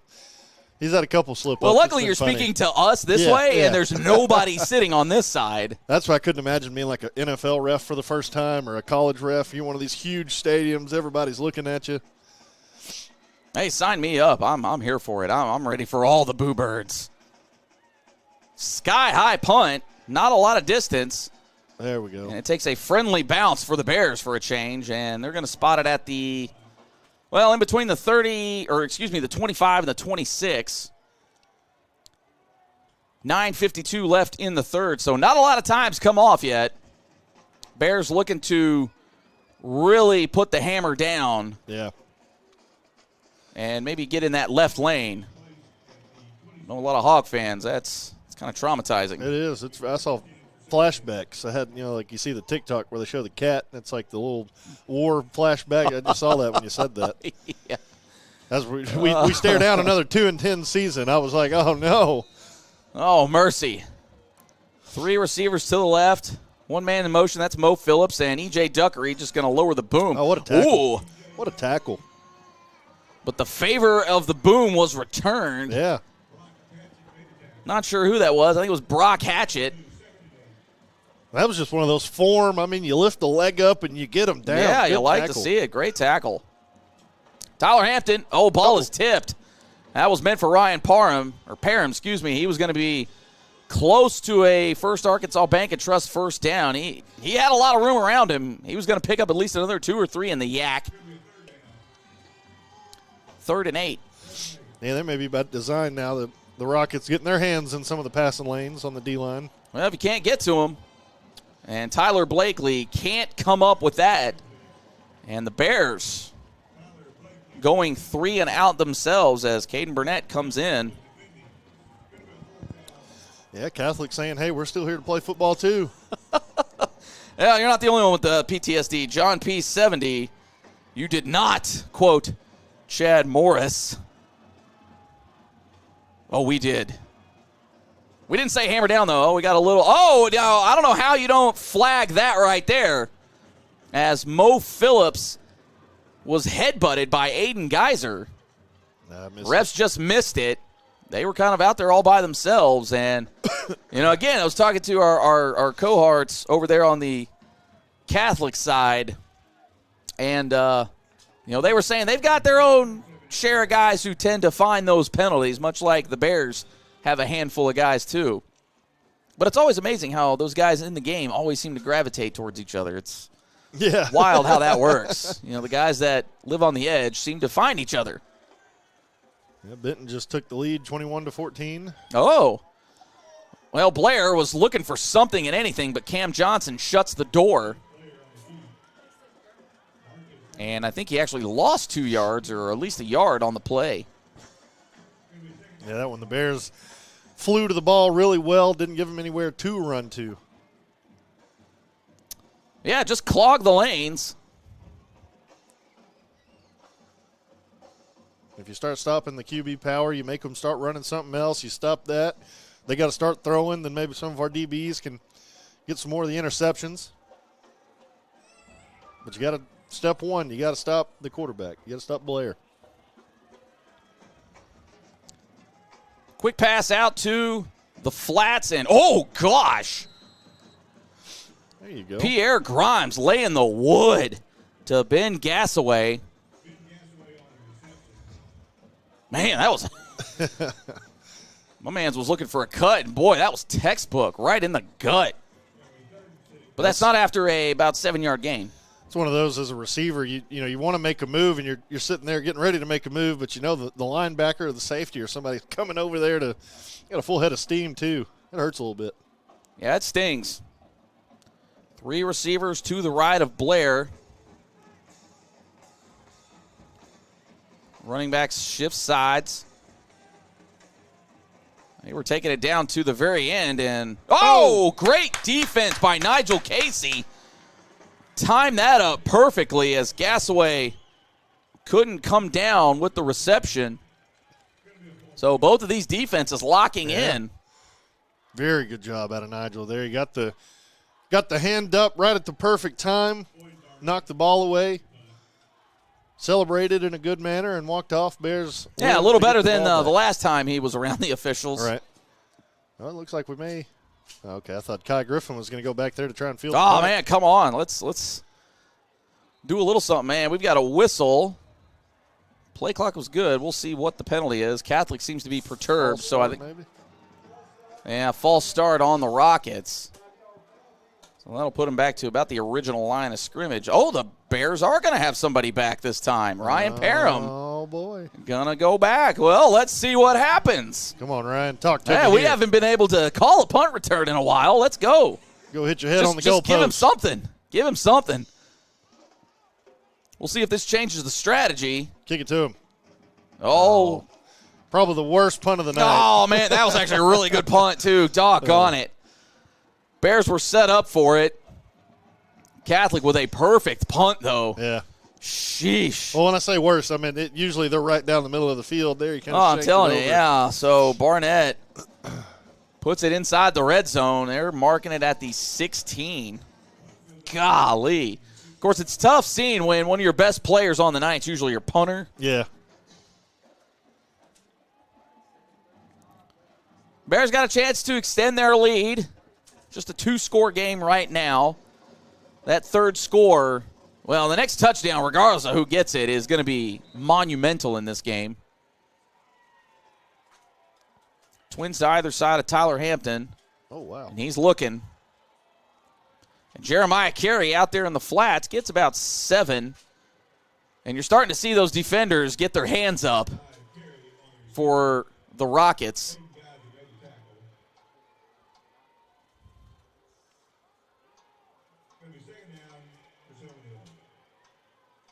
Second and about 3 for the Bears. And, hey, why not just hand it off to Isaiah Howell? Rolled up his teammate there, but not after cashing out on the First Arkansas Bank and Trust. First down. That was Ryan Parham he kind of got to go hold of. Who was downfield blocking, and I'm here for it. Jeremiah Carey once more. There we go. Now, they found something with those slot receivers. Yep. They really haven't gone to the wide guys much. We've not really seen a lot of Blakely or, Lacoby Brent, even though he does have that one touchdown. Oh, it's there. It's there. Oh, overshot him just a little bit, and just as we called it. Yeah, see, we know ball here on the Sylvan Hill Sports Network. We know ball. Yeah. Tyler there, I think he was still kind of in the break of his route, which is when you want to throw the football, but I think Tyler wanted to run that route more towards the near sideline to us, and the other Tyler threw it up the field. Maybe should have pitched that one. Even Howell is throwing his hands up a bit confused. You break off one about 60-yarder, and you think you just got the wheels every time now. Yeah, you don't want to give it up. 4th and 3 for the Bears. Howell gets upfield. He's going to get enough. Move the chains. That's going to be a first down, a First Arkansas Bank variety.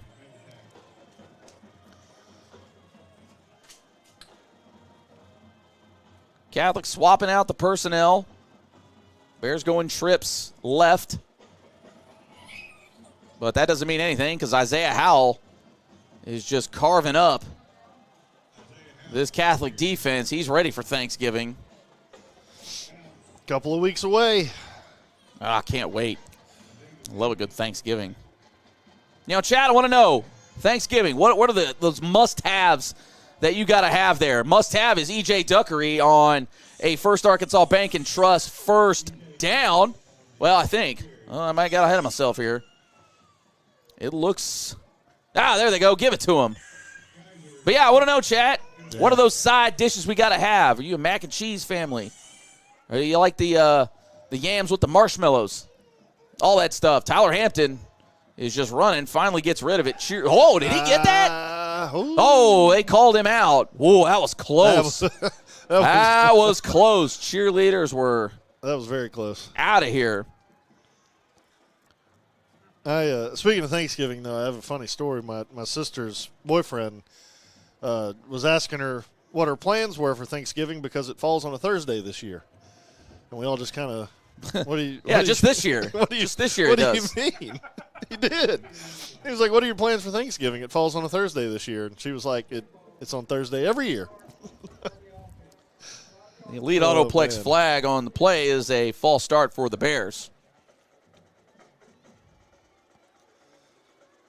Oh, it was hilarious. Well, that's part of the joke, I guess. Yeah, joke's on you. I knew that. Well, then he tried to. He was tried to play it off? Yeah, well, he tried to argue. He was like, "No, it doesn't. It doesn't fall on Thursday." Oh, okay. Now we got a problem.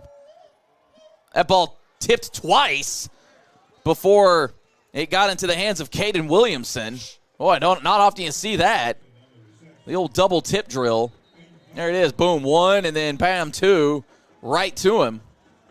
I think the second tip is actually what helped him catch it. Yeah. And we've got an injured Rocket on the play. I believe that's actually number 28, Mason Emmerling, once more. And it looks like it's that same arm that he's favoring. Yeah. And it looks a little loose down there. Well, we hope it's nothing serious. Again, you hate to see something happen again. 3rd and 9. Oh, the Bears looking for it. Oh, Mo Phillips with the pump fake. Hit him with the hezzy.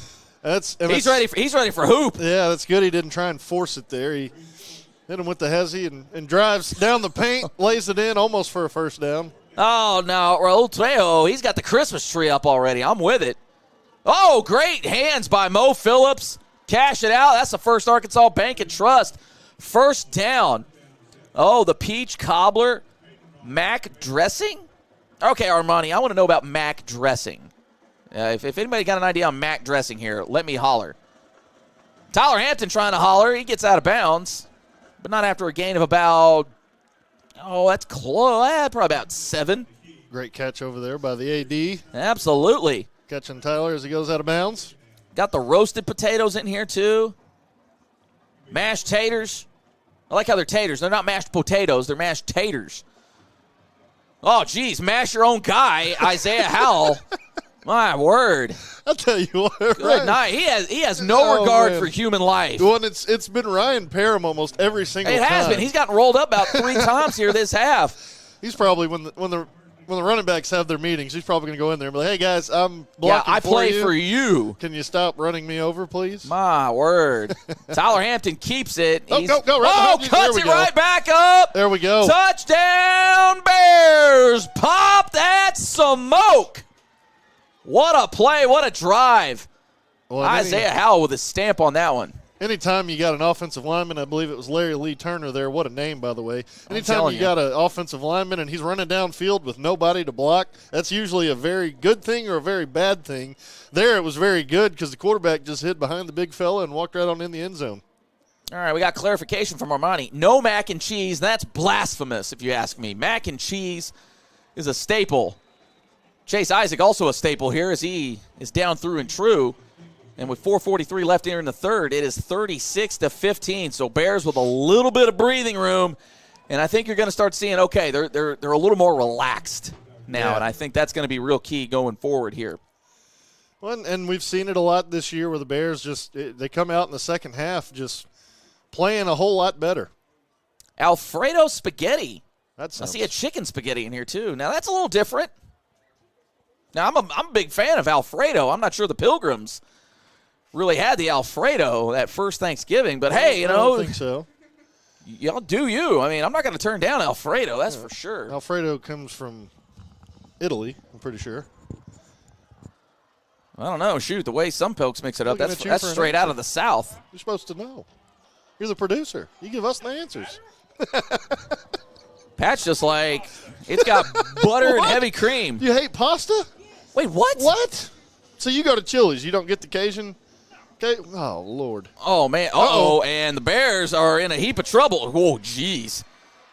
Oh, that is borderline a late hit. But that's almost Pearson Snyder almost returned an onside kick. That was almost as bad for the Bears as not liking pasta. I'm telling you, we got an injured Catholic player down. Well, I guess he's not injured, he looks injured. He's limping off. That's number 2, Walter Menifee. Boy, who was that took a shot? That was Jesse Velasquez. Whoa. Yeah. Boy, sacrificed the body for the good of the team. Oh, they say he stepped out a little earlier, I guess, or unless I missed an elite autoplex flag on the play. Not sure, but as it stands, the Rockets have it at the Bears' 32-yard line, so they're not going away that easily. Well, and the return game tonight has hurt the Bears on punt and on kickoff. Blair steps back. He's got a man. Oh, one play and in. That is Hunter Markham. And just like that, the Rockets answer. Yeah. Man, it's kind of wild how just one of those goofy plays, a return for an onside kick, you don't see it often, ends up being boom, boom, and just like that, Catholic potentially right back in within 2 scores. Well, and 2 of their scoring drives have been set up by great special teams plays. Yeah. So I know that's something Coach Kelly's going to harp on. Guys, we cannot let them. You got to stay in your lanes, make a tackle when you get there, and stop giving them these free yards. Well, that was just one of those that the Bears have been susceptible to deep passes over the middle, and they finally connected on one. So with 4:29 left, score now 36-22. So Bears still with a comfortable lead, but you don't want to rest on that. No. Necessarily. Well, and you got to come out now, too, and you got to keep executing your offense because the Rockets aren't going to go away. Okay, so hold on here. So Snorlax here is saying in the chat, bringing it back to Alfredo. Alfredo spaghetti is a mixture of spaghetti and chicken Alfredo. So like spaghetti with the red sauce? So it's just chicken Alfredo? Well, I mean, if you have the red sauce and the Alfredo sauce, that would make it Alfredo spaghetti or whatever we're calling here. We're losing me. I mean, it's almost like you take the best of both worlds, you put them together. Well, true. You take spaghetti, you got the red sauce, the meat sauce. Oh, Pat, come on, man. So you go to Chili's, and you don't sit down and just get Cajun pasta? Look, we don't get this big without, like, some carbs. What? Oh, the triple dippers? Is that what you Oh, okay, well. Yeah, you can't go wrong. Yeah, you can't go wrong with triple dippers. Yeah, especially if you get the glaze on there, too. Yeah. Hey. Well. And I'm talking about the amount of glaze that Chris puts down for Army. I mean, that's a lot of glaze. Go Army. We set the over-under at 5.5 go Armies in this broadcast.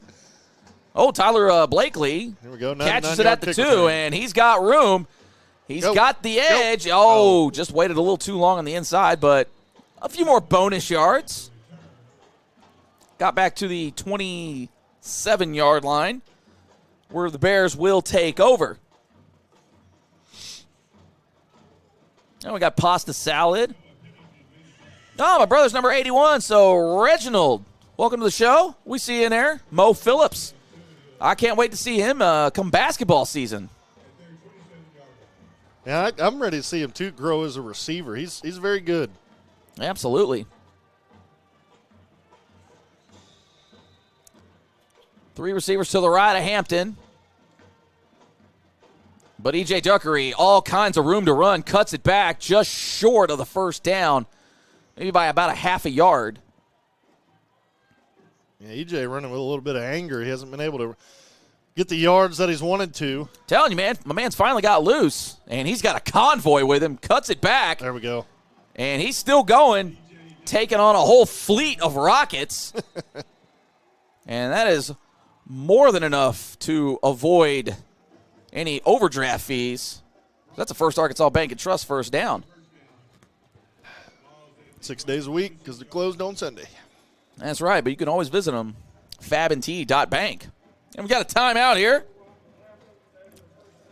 And while we have a timeout, take a timeout and head to Akel's Carpet One Floor and Home for all your floor and home needs. Tile, flooring, backsplashes, countertops, and cabinets. Akel's will bring your vision to life. Visit them in Little Rock, North Little Rock, or Sherwood. And you can visit them online at akelscarpet1.com. 36-22, 3:55 left in the third quarter here at War Memorial Stadium. Senior night for the Catholic High Rockets. Bears looking to secure the 1 seed with a victory tonight. It does look like Benton is, well, they only have 1 touchdown over there against Marion, so still a lot to play out in another part of the state to see if it's going to be a solo title or if we're going to have to share the title. As it stands, the Bears would still have the 1 seed, so the road to War Memorial will go through Bill Blackwood Field if this holds. Isaiah Howell cuts it back. And, man, great effort by Miles Valentin. Basically tackled him twice. He held him up a little bit, just enough for his own self to get up and make the tackle again. Tyler Hampton with time. Finds a man cutting across. That is Isaiah Howell again. And, hey, withdraw on that one because that's a First Arkansas Bank and Trust first down. Cornbread dressing and giblet gravy. I ain't mad at you. Ryan Parham, he ain't mad at that prospect either as he's still on his feet. Man, breaks about 6 tackles in there, and we've got a Catholic High player down, and oh my goodness, is that Emmerling again? Looked like Parham was hurt on that too. He's over there in the tent, a little angry that he's hurt. Yeah, hopefully that's just a nick for him. But we'll see if this is Emmerling once again, because if that is, man, you got to feel for him. And it'd be the 3rd time that he's had gone down. And it is Emmerling. And it's once again that right arm. Not sure if it's a shoulder thing and it just won't stay in. Yeah. Or what the deal is there. But at what point do you maybe just, hey, man, you gave it a go tonight, but it's just not going to work. And you can see the frustration on him on the sideline. Well, and I feel because he's a senior, so he wants to keep playing. Absolutely. No shame in that. No shame in a run up the gut for Isaiah Howell. First Arkansas Bank and Trust. First down.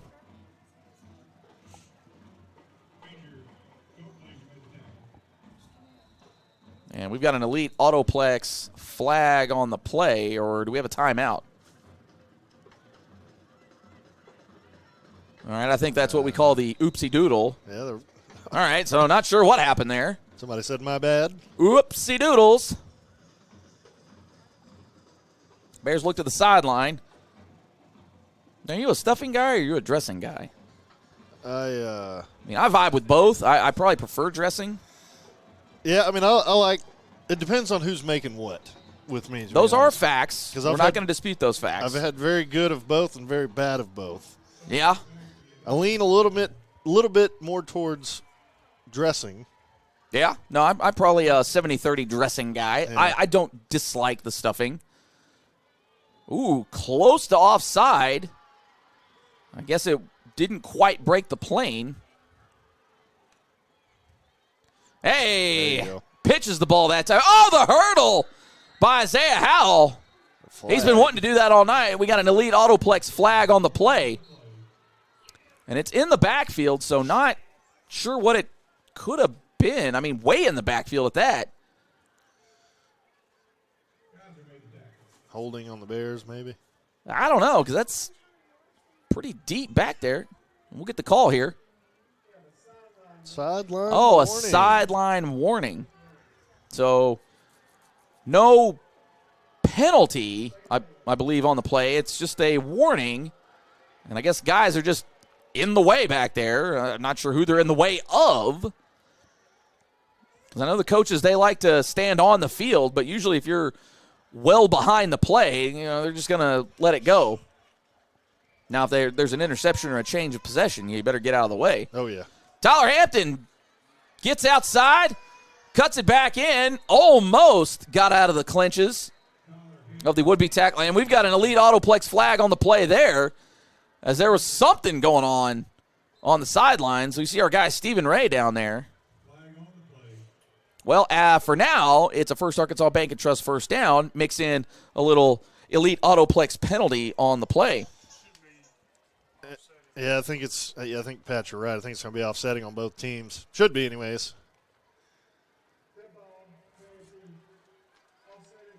Yeah. All right, it will be offsetting. Yeah, two guys kind of, one's blocking really good, one's upset that he's getting blocked really good, and they're going at it over there out of bounds. Not anything malicious on either side. They just kind of two athletes going at it. Maybe just got a little carried away, maybe a little beyond the whistle. It happens. It does happen. I know I had a couple of those back in my day. Oh, yeah. Yeah, there's been plenty of times when I'm blocking a D lineman and the whistle's blown, and I'm like, nah, buddy, we're finishing this play. Hate to break it to you. Isaiah Howell just weaving and winding, almost gets to the end zone.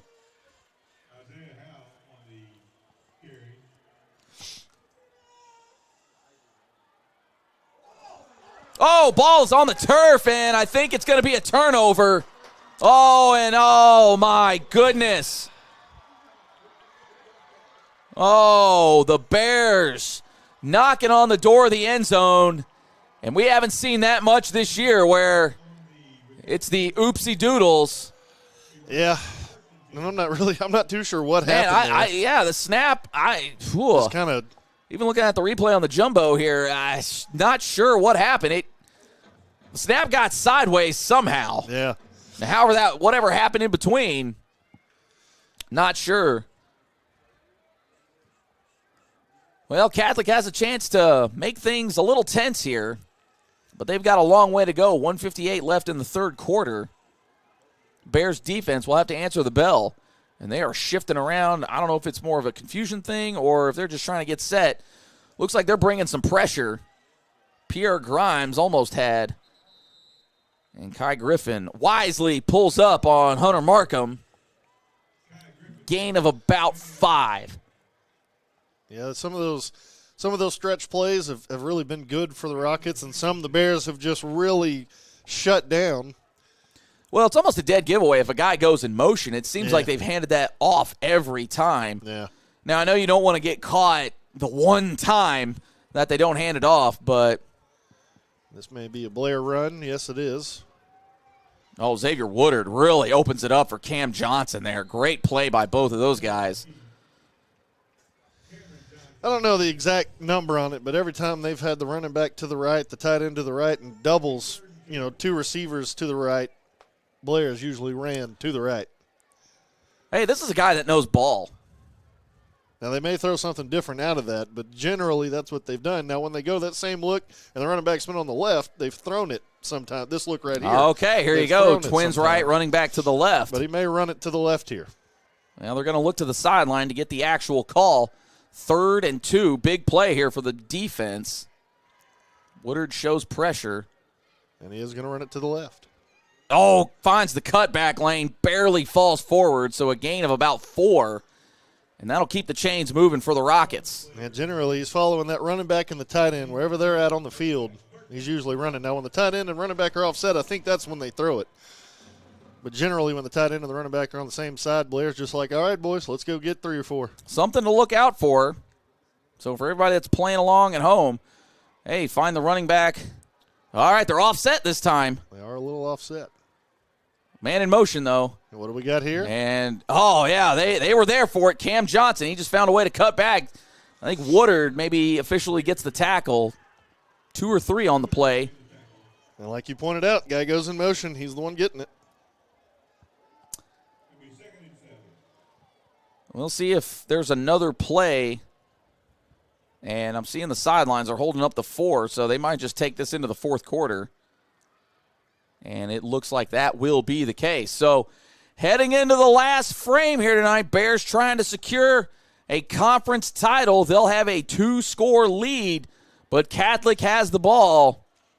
Now, granted, they're on way back there, so they can't really afford a slow plodding drive, but this Bears defense really needs to come through. We're going to keep it right here, get you set here for the fourth quarter. Again, just to set the scene here, 36-22. Yeah. In the fourth, we'll get some scores to look around here just to sort of, get the lay of the land with what's going on right now. Ooh, Conway and Bryant tied at 21. That's in the fourth quarter as well. But getting into the 6A, El Dorado cruising over Sheridan 42-23. Benton 21-14, as we mentioned. Yep. 49-18. Jonesboro looking like they're going to come away with a W there. Greenwood 28-10 over Mountain Home. Lake Hamilton just absolutely dogging Russellville 61-8. We got us a tie game. Fort Smith Southside and Siloam Springs 21 all there. And then 51-7 still Shiloh Christian over Van Buren. And then just for interest, oh my goodness, I just saw this. Magnolia 80-6 over Hope. That's showing third quarter still. Now, how on earth that happens is really beyond me, but. Well, and Benton just took a 2-score lead. Oh, so there you go. Benton handling their business. We'll see if the Bears can continue to handle theirs. Cam Johnson gets a hold of those ankles. Oh, and that is going to bring up third down. I may have spoke too soon. There may have been a flag on that play for Benton. No flag. So third and about 4. No, for Benton. Excuse me. I was like, I don't see any. I don't know what game you're watching. Obviously, I didn't know which game you were watching.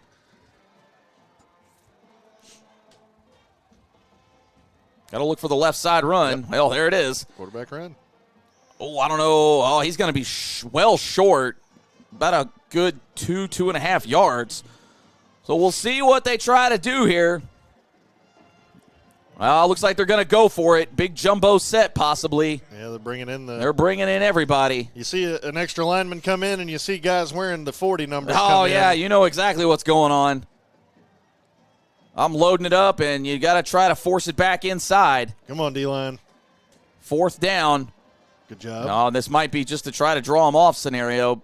Still plenty of time left on the play clock.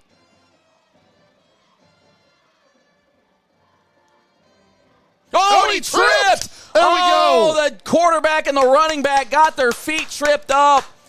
I don't know if he would have got it anyways. It looked like the D-line really got a big push there.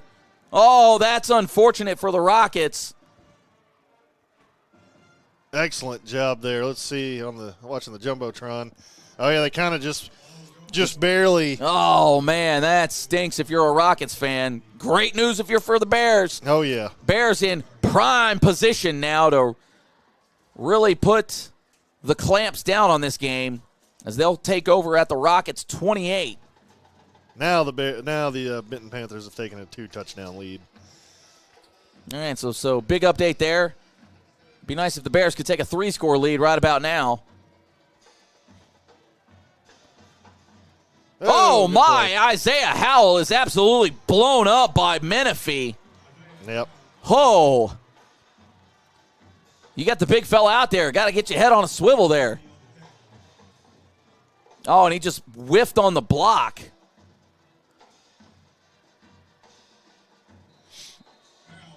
And Howell looks like he landed a little awkward, but he pops back up. Gain of about 5 on that play. Brings up 3rd and 6. Bears look to the sidelines. Twins to either side. Parham and Blakely are going to stack now. Well, Williamson and Carey look like they're going to do the same. Tyler Hampton with time finds Isaiah Carey, or Jeremiah Carey. I'm putting the two guys together. And that is enough for a First Arkansas Bank and Trust first down at the 13-yard line. So Bears can cash in another one if they need to. And you got to think maybe the Bears will slow the pace down just a little bit at this point. Well, looks like they are just a little bit. Yeah, Coach Mark Kelly really thinking about the next play call. Oh, yeah. Yeah, they blew that up. Well, you had the right tackle and right guard pull and the left guard and the left tackle pull, and they all kind of ran into each other. Can't have both sides pulling. Yeah, one running back, which, I mean, I will say Wisconsin, I believe, was the team ran a play like that where they had every offensive lineman pull, and it worked beautifully. Wasn't that just called a sweep? No, well, they pulled opposite ways. Oh, the old crisscross. Wow, Yeah. now that's chaos in the offensive line. It was insane, but there it doesn't work for the Bears. Tyler Hampton keeps it. Oh, breaks it outside. Look at that. Oh, just shy, but I think he's got to get enough for the first Arkansas Bank and Trust first down. He had it right there. Reggie Walker, 57, was shuffling, and all he needed was for Tyler to go right behind him into the end zone, cut it upfield. Good call, though, either way. Yeah. And there, the correct side of the offensive line pulled, and it almost pulled worked the for a right way touchdown. that time, yeah. Jumbo package for and Duckery's in. Touchdown EJ, touchdown Bears. Pop that smoke. Oh, the Bears needed that one in the worst way. And that pushes the score to 42-22 with 9:09 left. Yeah, good job there on the old line, too, getting that push for EJ just to go right over top of him into the end zone. Boy, it looked like that D-line got a little ahead of themselves. I thought they were down early.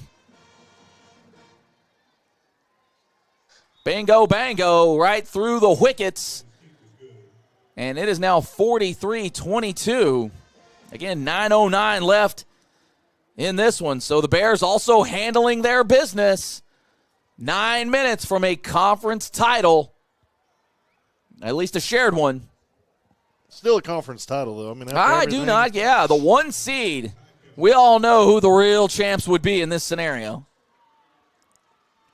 But yes, it would be a shared title. I don't like the shared. We have the head-to-head. I mean, why are we sharing it? I mean, well, you got to think that they beat a team that we didn't beat, so it's like, that's true. Shucks. That is true. Yeah, hate that. But yeah, the head-to-head thing is just aggravating. We'll see what the Bears do here on the kickoff. Hey, call our friends over at Jim Ashley and the folks over at Preferred Printing for all your printing needs, business products, letterhead, flyers, business cards, vinyl lettering, much like the banners we have over there at Bill Blackwood Field. Finish that read here in just a second. Oh, calls the fair catch. So heads up. Oh, come on. You sold that a little bit. All right, come on now. Oh, Get away. yeah, no, come on. Get away. Yeah, they're jawing a little bit back and forth. I see Pat and Hamilton jawing at somebody on the Bears sidelines. But hey, call Jim 501-920-8407, or you can email him preferredprinting@sbcglobal.net. If you need it printed, it's Preferred Printing. Just want to let everybody know, hey, we got plenty of spots open for basketball season. You want to get your sponsorships in? Hey, they're gonna hit a lot of 3 balls this year. So if somebody wants to get on that 3 ball, hey, let's go. Dunks. Well, I bet we see our share of dunks this year. Sponsor the dunks, sponsor quarters, halftime, whatever. We got something for you. Just give us a shout. Catholic looking like they're going to have to get out of their element just a little bit here, and Blair is on the run. He's running out of real estate, and that's technically going to be a team sack. We'll give it to Ducey James. He was probably the closest guy there. Yeah. But Blair forced out of bounds, but not after losing 2 yards. I think that's a healthy spot personally, but as long as it's behind the line, it still counts as a sack. Well, actually, I don't know if it does because he was out of the pocket. Does it still count? Yeah, I think it still counts, doesn't it? That's one thing I don't know. That is the I know one, sacks are a little weird. Yeah, it's because the quarterback running is, I right, don't know. yeah. I have no clue. Yeah, maybe that's just one of those judgment calls. Blair drops back. Oh, and he's got all kinds of room to run if he wants it, but he doesn't, and he sails it. Probably should have taken it. I think he was wanting his man to cut upfield. That pass intended for Hayden Rofe. I'm not sure what Rofe could have done there. He was coming across, and by the time Blair let it fly, there was no way you were going to start going upfield to be able to get that ball. He just sailed it on him. Yeah, I think he just overthrew him. He had it earlier it was very early, so he would have had to have made a very good throw, but he had him early to possibly get the first down. Yeah, and I think you're too. Just take your yardage. I mean, he had a lot of green in front of him. Well, as it stands, 3rd and 11, Twins to either side. Bears bringing pressure up the middle. He's got some room this time. That's what you want if you're a Rocket. Bears going for the strip, just can't get the ball out, and that is a healthy gain from Phillips Blair. Yeah, that time he sees the open yard. He had to know he wasn't going to deny himself again. Yeah, very good, smart play there out of Blair. Clock is steady ticking, though. 8:39 and counting. Bears with a 43-22 lead. Really doesn't matter at this point. You just got to win by 1. Yeah. Since they've got the head-to-head, they will still maintain the 1 seed over Benton. So the tiebreaker points don't really come into play. And Blair pulls it. Oh, my gosh. There we go. Oh, my. You can't do that. Shaden Noble got destroyed. But you like to see that. Dap each other up. Yeah. It was an illegal hit. But it was a good hit.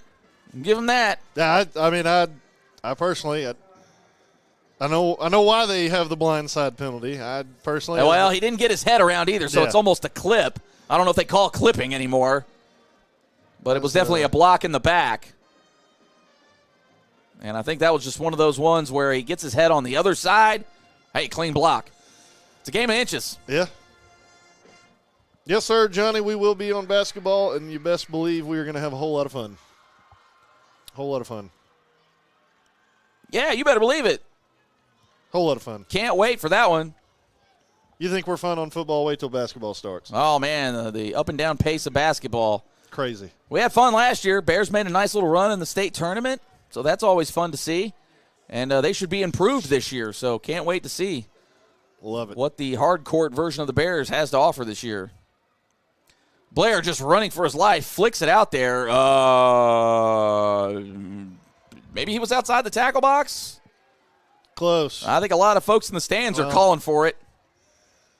The ref pointed at, what number is that? I don't know, but there can't be anybody in the area. There's no way that was in the area. He was way too far downfield. I think that was a pity no call is what I'm thinking right there. Well, as it stands, 7:58, clock's not running. Second and a bus ticket at this point for the Rockets. Yeah, almost a rocket ride for him. Hey, yo. Had to sneak one in there. Oh, and Blair is under duress. Gets out of it somehow, not sure. He's got a man on the run, floats it up, and that Lord, that could have been pass interference if the pass was remotely close on Tyree Ransom. I don't know what was that. I have no idea, but I absolutely it was like he was hurdling somebody. I absolutely love it. Hey, y'all mark that for the not top 10 right there. That was not that it was a bad play, but it was just like what are you doing? That right there was a ball's in the air. I don't know where it's at. I'm putting my whole body in the way. That's what that was. Yeah, he just kind of jumped in the air. Tucked the knees. That was great form, I guess. What a play. I'll tell you what. I hope he gets clowned in the film for this one. He better get clowned for that. He hasn't made just a ton of stat plays, but he's played very good tonight in other categories. Oh, Bears snuffed out the screen. That's holding. And we're just going to let it go. And Blair almost gets it back to the original line of scrimmage. Right back there at about the original line. Good defense there. Blair just makes a play, though. Yeah, Ransom he's taking on lead blockers. He's taking on the pulling guards. He's taking on everybody. Now, he may not have a whole lot of tackles or stats, but he's done a lot of the dirt work, as they call it. Yeah. Somebody's got to go stop the old lineman from getting downfield. And Ooh, he's Snorlax. done very good at it. Yeah, Snorlax calling for a state title this year. Can happen. I don't know. Are we talking football or are we talking hoop? Both. Oh, that would be something else. Back to back. That would be a bragging for. Oh, just out of the hands of Markham. Kai Griffin, though, had a little something to say about it, too. And that'll be a turnover on downs for the Bears. Man, could you imagine football and basketball both getting I would one? I'd be fine with just one of them. Man. You give me both, I'm going to be insufferable. Insufferable. My entire wardrobe would become Sylvan Hills clothing. You would know who I'm supporting. Absolutely. Sure would like to see him make a run here in the football playoffs. Absolutely. And they're all going to be coming through Bill Blackwood Field, so no excuse for anybody unless you're, from Bradenton or Peoria or Plano, as we've seen here in the chat. But there's no excuse for you to not know what's going on. You either better be at Bill Blackwood Field, you better be right here with us, one of the two. E.J. Duckery, just couldn't shake the tackle.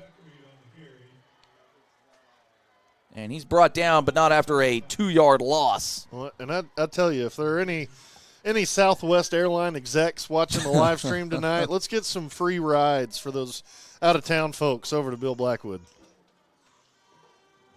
Any Delta airline execs, the CEO just happens to be a Sylvan Hills Bears fan. Is he really? Why isn't that guy sponsoring? Let's go. Somebody give me his number. Let me see if I can convince him of a nice package during hoop season. I know, right?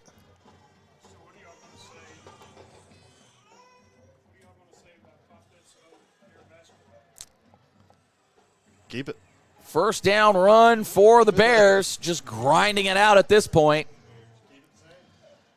E.J. Duckery finally getting something going. That's a First Arkansas Bank and Trust first down.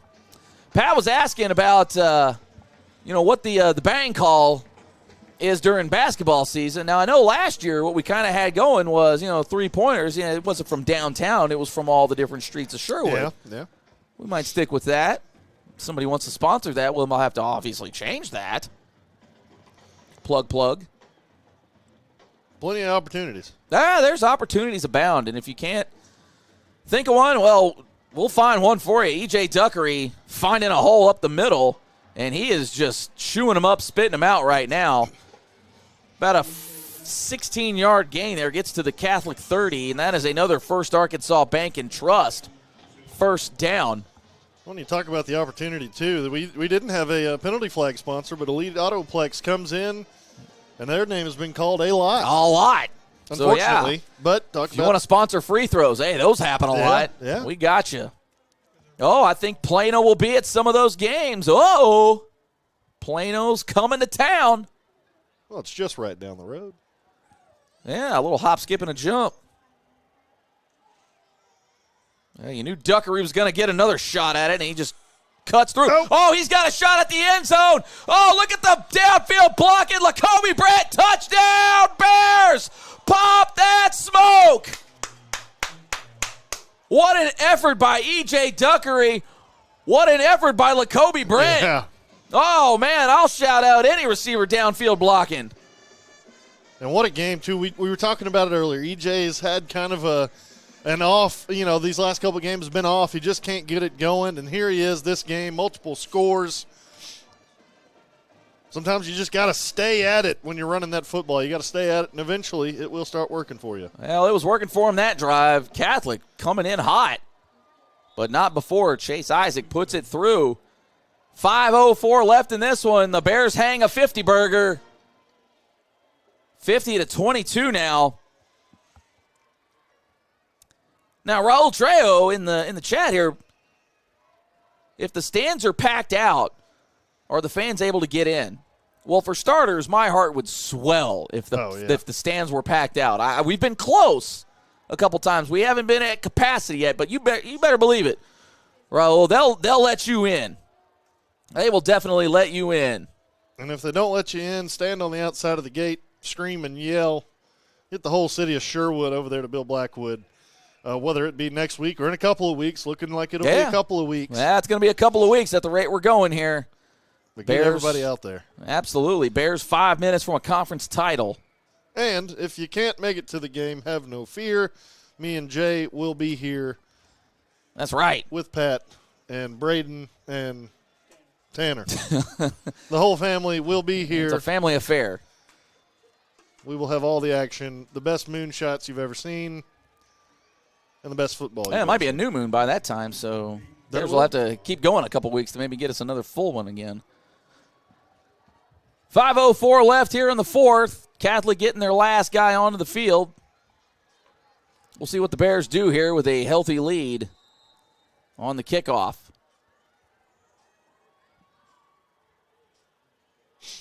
And they kind of, not a squib kick, but a short kick. There we go. And they'll get to about the 38-39. I believe that was Michael Fry on the tackle. So welcome to the show. And we do have an Elite Autoplex flag on the play. So we'll see what this is about.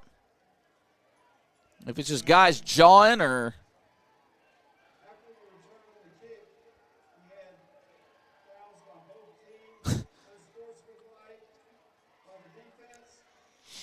So offsetting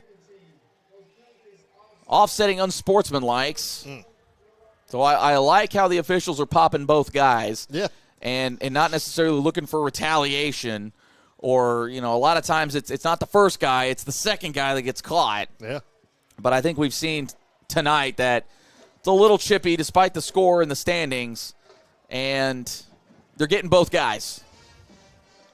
Yeah, and who's getting got right now is the old Marion Patriots. It was tied at one point. It's now 35-14 in Benton's favor. All right, so it's looking pretty likely that Benton and Sylvan Hills will share the 6A East title, but there can only be one 1 seed. Yep. And that right now is looking like it's going to be your Sylvan Hills Bears.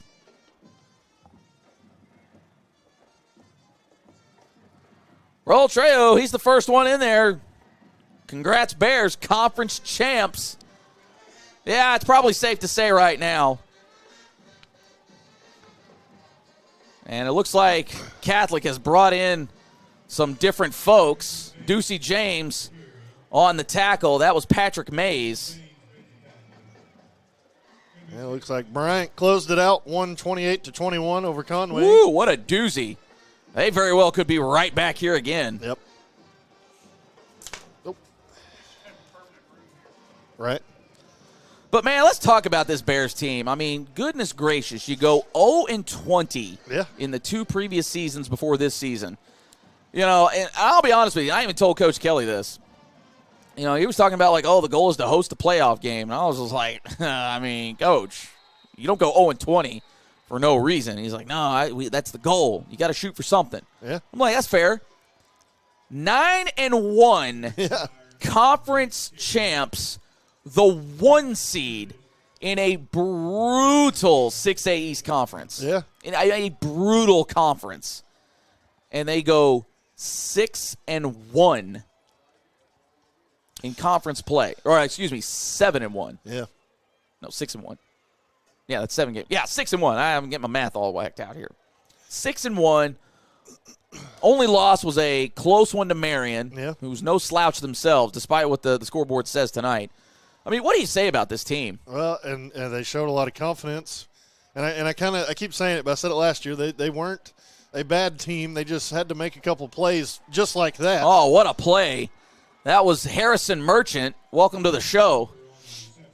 But they just had to, make a couple of plays. And sometimes I was talking to a couple of the assistant coaches, and it's just in the preparation leading up to each game. There's a little more detail out there. There's a little more this and that. There's a little more pizzazz.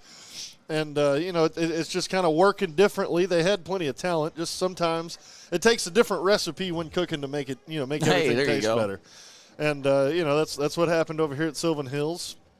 And now they got to continue playing. And what's cool about Sylvan Hills right now is they've got a lot of youth on the team that's going to come back next year. 9th grade team was pretty good from what I've seen. They want to be a Bear. They're going to stay here and play.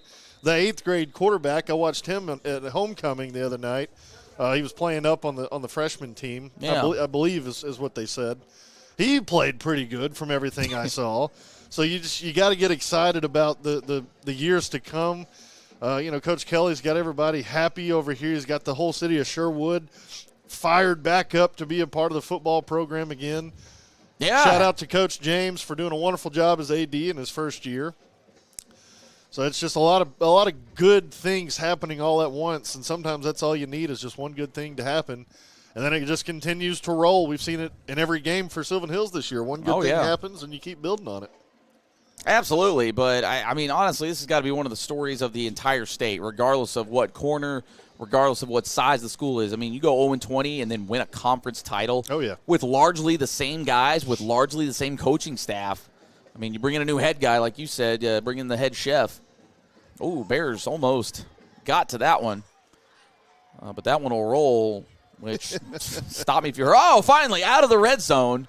So it doesn't count as an inside the 20. And the Bears, and I assume they'll have the backups in, will take over at their own 21. But what a story, what a turnaround, what a comeback. You've seen it across the board. A lot of the receivers have taken leaps and bounds. Tyler Hampton is a quarterback. Yeah. Much better with the ball, much better decision-making. It just seems like everything has gone right for the Bears this season, despite, maybe some early, that Maumelle game. Yeah. Real back and forth, and Maumelle seems to be, I don't want to say tapering off late in the season. They've had some tough opponents the last couple of weeks. And we've got an elite autoplex. No, we do not have a flag on the play. That is a ref oopsie doodle. Got a couple of those. Maybe not everybody was ready, or maybe didn't blow the whistle. I don't know what happened there. Well, that stands. We'll try it again here. But yeah, I mean, if there's a coach of the year, it's got to go to Mark Kelly. Yeah, and that's Braden Wallace. And that was another name I think they were telling you to watch out for next year was Braden Wallace, the sophomore.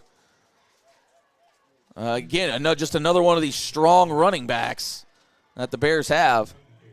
Yeah, and poor Emmerling, golly, for Catholic, coming out again. Well, and I was talking to assistant coach earlier, and he was like, "Man, we got a stable of running backs," but he was like, "Watch 20. He may be the best out of all of them." And that really got to get you excited for next year and years to come. Well, there he is. And he's still on his feet. He's still churning. And give him a First Arkansas Bank and Trust first down. My man's almost had one there. Yeah. Yeah, Coach. And they probably got about another 2 or 3 plays in him. You best believe he's going to try to go for 6. Yeah, he is. Yeah, Coach Juwan Day, I was talking to him, former Razorback, awesome to have on staff, just like Coach Jay Wright. But he was like, man, he's good. He's a very good player. He was kind of hurt at the beginning of the year, but he's a very good player. And to have him come in after guys like Isaiah Howell, E.J. Duckery, Isaiah Carey, who's kind of transitioned more to a slot receiver here lately, a lot of talent for the Bears, and that's what you got to love. Yeah, how we feeling out there, chat? Conference champs. Oh, Wallace. Oh, excuse me, that's not Wallace. That is Messiah Vales. We've seen him a couple times this year. Yeah. And, again, he's just another one of those guys in the mix, another sophomore. So the backfield is well taken care of. That you can bet that for sure. But, Bears, how we feeling? Conference champs, 0-20 to this, to 9-1. I'll just say this out loud. We deserve it. Yeah. As you go for the best formation in football, the old victory formation. They maybe snapped it a little too soon because now they're going to have to get one more of those off. Burnett got to be a little more conscious of the clock. He was hype. He was ready for it. Yeah, guys, we got to do it one more time. I think he's getting a talking to for that. Yeah, I think Coach Kelly's telling us, like, dude, you're just killing your own stats, man. You got to look at the clock. So the oopsie doodle by Burnett, and the Bears are going to secure a 50-22 win here at War Memorial Stadium to end the regular season, and the Bears are the 1 seed out of the 6A East. And here comes the Gatorade bath. Get him. And they got him. And you tell me they weren't excited for this. You tell me it doesn't matter.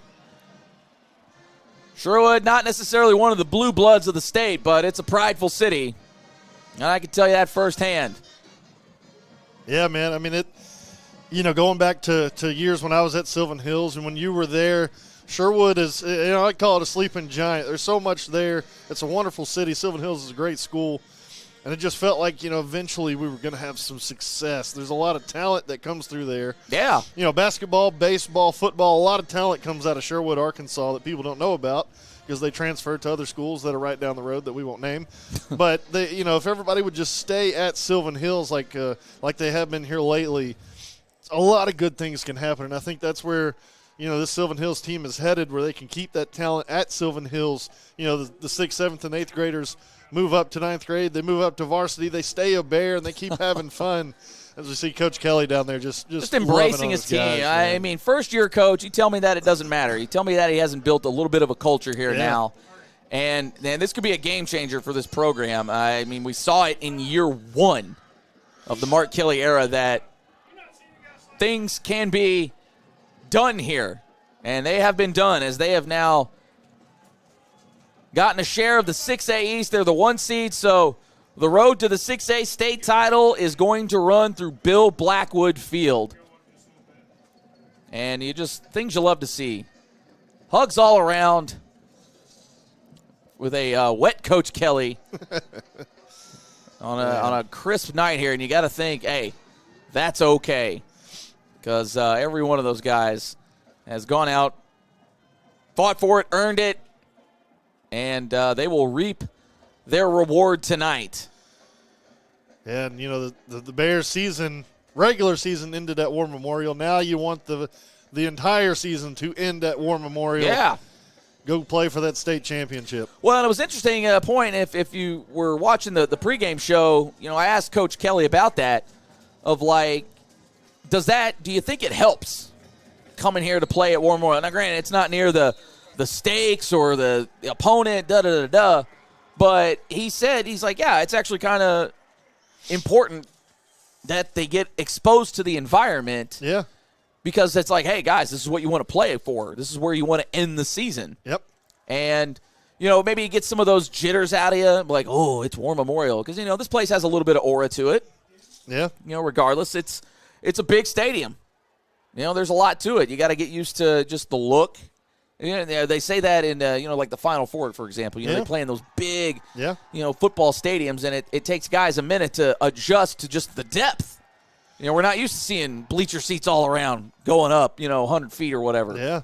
So and the lights shine a little bit different in here. When you're used to looking at the football where there's no stands behind or anything when you go to catch it. Now you got a whole stadium you're looking at, like you were saying. So you got the big bright video boards too. Yeah. The turf's a little different in here, so getting that chance to play on it, understand what it is, and now you get to be at home for a little while before you come back here in a couple of weeks. It's going to be great.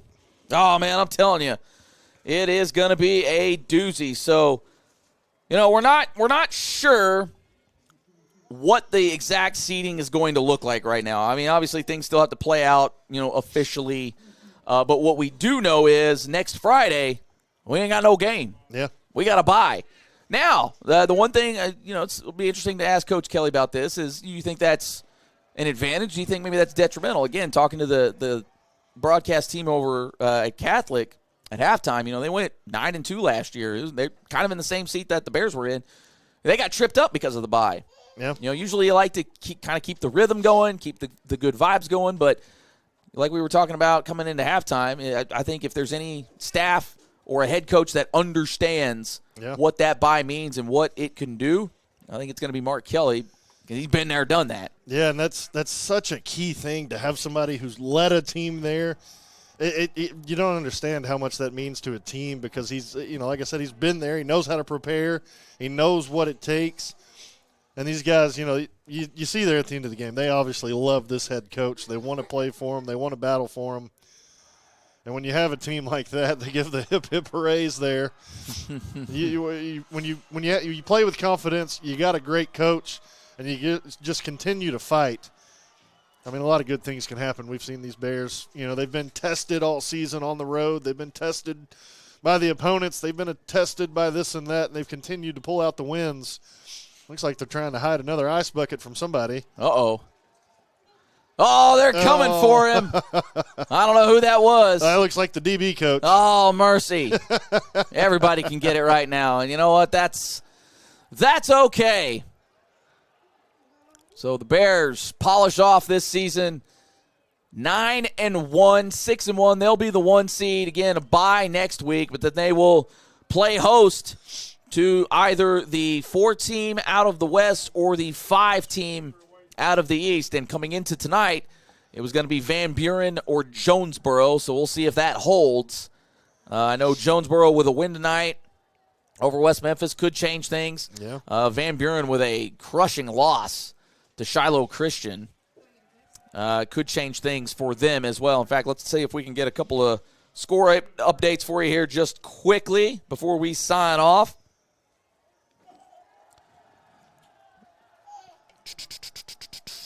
Here we go. Okay, so El Dorado with a win over Sheridan. So Sheridan, I believe, will be the last team out of the East. So they'll be that 6th seed. You mentioned Benton, 38-21 over Marion. So Benton will be that 2 seed. So they get the other bye coming into the playoffs. The Hurricanes, the Golden Hurricanes, 56-25 over West Memphis. So we'll see how that sort of affects things over there. Greenwood takes care of Mountain Home, 42-10. Lake Hamilton over Russellville, 61-14. Fort Smith Southside, a little bit of an upset over Siloam Springs. Actually, they were the 7th seed, so I misspoke there. So they hold serve on that, and then Shiloh just absolutely taking Van Buren out to the woodshed. So that could change things for Van Buren. They may not be hosting anymore, depending on what that Southside win does for them. So there you have it. Oh, Hot Springs. The Trojans came back and pulled off a win over Hot Springs Lakeside. So that's an interesting one there. Just another couple of scores within the network that we want to pass along to you. Pulaski Academy loses the Holy War 55-28. Watch out for that Little Rock Christian team. They are an absolute machine. Greenbrier 34-33 over Valonia. So big one right there. Wow. Not that that's in network or anything, but that's just one of those ones of note. But Mills comes through. Yeah. I think they get a piece of the conference title with that one. I think they'll tie at least Lone Oak for that one. Well, and real quick, I'm watching their stream, and my guy D-Rob and Tripp are decked out in some Mills comic gear. So, Coach James, if you were watching this and would be so gracious to share upon us some Sylvan Hills gear, we would love that. Absolutely. But let me lock up one of those conference champs T-shirts for sure. Oh, we're getting more coaches here. That's Coach Hood man. Right there. He thought he was safe. Yeah, the defensive coordinator there. Nope, not whatsoever. If there's a guy that deserves a bath, it's definitely him. Oh, yeah. See, and real quick, because I know his family watches the stream. Hopefully they still are. A lot of people are going to give a lot of credit to Coach Kelly, but Coach Hood came over here and has done an amazing job getting this defense ready and into the positions that they have to be able to stop some of the teams that they've gone against. I mean, you think Benton, you think Marion, you think Jonesboro, which was a high-scoring game. You think El Dorado, and his defense has continuously stepped up and made plays when they need to. Excellent job to Coach Hood this year. Well, that's the other kind of thing. You look at the amount of points they've given them, you're like, oh, man, this defense isn't really that great. I mean, what are you talking about? It's very situational. Yeah. I mean, there's a lot of good offenses in this conference. I mean, Benton, even Sheridan, hung a 40 spot on it. So everybody can score in this conference. And defense, obviously, by nature, is just way harder than offense. Yeah. But, they made plays when they had to. They put the clamps down when they had to. What can you say about it? I mean, that's really the calling card of the defense is stepping up when they absolutely need them to. And we've seen it all year, against Maumelle. They came through the very last play of the game against Benton. Got him late in the game. I think it was a sack, if I remember right, to really secure the win. El Dorado didn't do anything against El Dorado. Held them in check against Sheridan. Started off a little rough, but then, hey, clamps down. Yep, locked it up. So, absolutely. Hats off to this defense. Hats off to this team. And hats off to you, chat. We certainly do appreciate you rocking with us all season long. We certainly hope that you will continue to rock with us during the postseason. Again, Sylvan Hill's going to be the 1 seed, so we're not playing next week. So if you show up here on the stream, well, might be a lonely place here on the stream. Yeah. But I guess now, before we sign off here, Chris, what now? I mean, there's a lot of expectations now. And again, this is a team that's really not used to the pressures and the spotlight of the postseason. And now they're being thrust into it with a lot of expectations to make a run. Well, they've played in some really close, tight games and won. They've finished teams out on the road and at home. They've finished things out and won. So now you got to say, hey, we've done this. We've been here. We've been battle tested. We've had everything thrown at us, and we've still come out on top. Now don't get ahead of yourself. But you've come out on top every time something's been thrown at you that's supposed to knock you down. So just continue to play with confidence. Don't over-prepare, but get ready for whichever team you could be playing in 2 weeks. Next week you may – I'm not going to say take it off, but, Monday, Tuesday practice may be a little casual of a practice where you kind of relax a little bit more, knowing you have a little extra time to work, although knowing Coach Kelly, he's going to be right at it. But, you have a little extra time to get ready. Just don't get too ahead of yourself. Stay confident and keep balling. Well, there you go. So hopefully the Bears can make a run, but that run starts in a couple of weeks. Against who? Well, we're not sure yet, but we'll make sure to let you know. I know coverage for that one will start at 6:30 in a couple of weeks. Kickoff set for, I believe it's 7 o'clock. Still during the postseason. Yes, sir. But if that changes, we'll definitely pass that along to you. Pop That Smoke merch. Hey, we've got it live for you, so we'll get the links out there to you, everybody. And that way you can secure your merch as well because, hey, we're doing this thing. All right, make sure you get out there to Bill Blackwood Field in a couple of weeks. If you can't get out there to Bill Blackwood Field, make sure you get right here with us and make sure you share this link. Share this link with everybody out there. That way they can be on the bandwagon. Because I'm here for it. I'm driving the bandwagon, that's for sure. But again, a 50-22 victory tonight to secure the 1 seed out of the 6A East Conference champs. What a remarkable turnaround for the Sylvan Hills Bears. And I believe that's going to do it for us tonight. We'll see you here in a couple of weeks. But for the entire cast and crew, Chris Goodman, Jay Burr, good night from War Memorial. Go Bears!